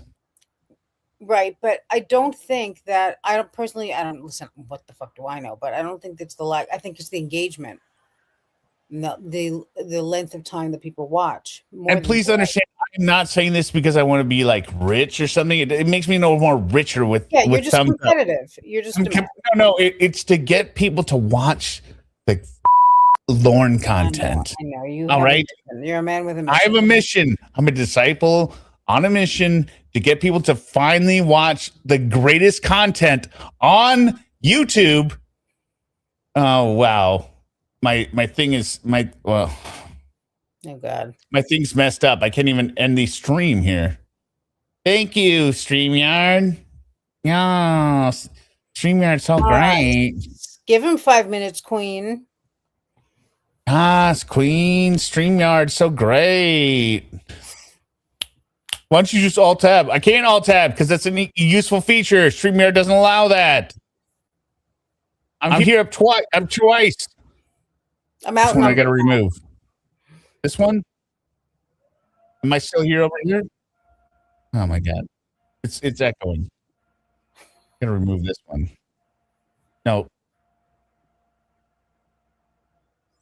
Okay, well. Shit. Don't forget to like and subscribe. Yes. I think I figured. Okay. I muted one of them. God damn it. That one is so blurry. Huh? No. Do you still hear a double? Do I what now? Do you still hear a double of me? I can't tell. Can't tell. I don't think I do. Okay, good. Yeah. Well, I guess we're gonna go on to day 8 tomorrow. I mean, this So I won't be. I don't think I'll be Just covering it cook. tomorrow day because I have the dentist. Oh, you have the dentist, right? Maybe afternoon. I'll see. And then I got my doctor's thing Thursday morning. I mean, we're just Thursday old. I'll We're cover it. falling apart. We're Falling falling apart. Thursday I'll Yep. cover it, but tomorrow day probably not. I was gonna do Kayla outro music, but I already did that, so I'm just gonna go ahead and reuse the Lauren both said some things again. Oh, yeah. We both said It's some. always good. Always good. It's a classic. It's a classic. Please be quiet. Thank you everyone for being here. We will see you tomorrow. Guys. Suma, thank you for being here. I know you stream every day, and I know I haven't. I don't think I've said it this stream. Suma, go ahead and subscribe to Suma somehow. If you are on this channel and you are not subscribed to Suma, that is criminal. I don't know how you don't subscribe to Suma. And she covers the trial every day live with an excellent chat. All right? Yes, they know because they're all there pretty much. All right, delete your archives. Goodbye. Kiss your finger. Now we're going to watch some Lauren sing some... Here we go. We both said some things we don't really mean. Sometimes love can be like that. Right now they hurt, but they're only words. They're nothing we can't take back. But every time we don't see eye to eye, you worry I might say goodbye. Not on your love, not in this life.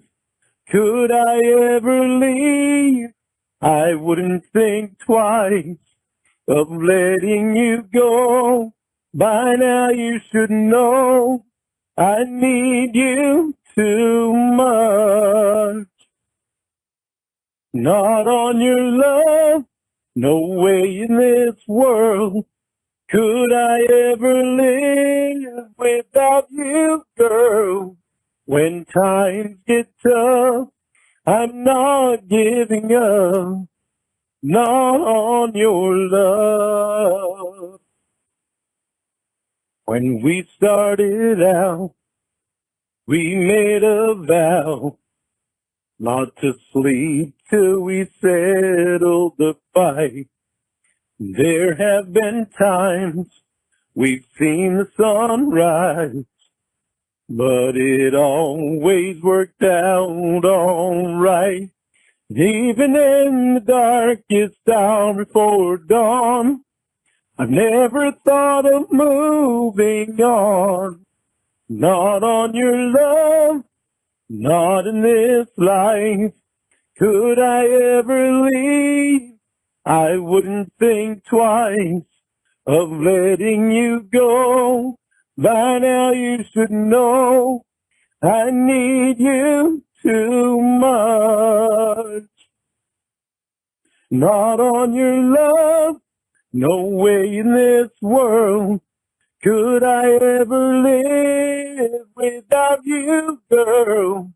When times get tough, I'm not giving up, not on your love. When times get tough, I'm not giving up, not on your love. I love you, Jamie.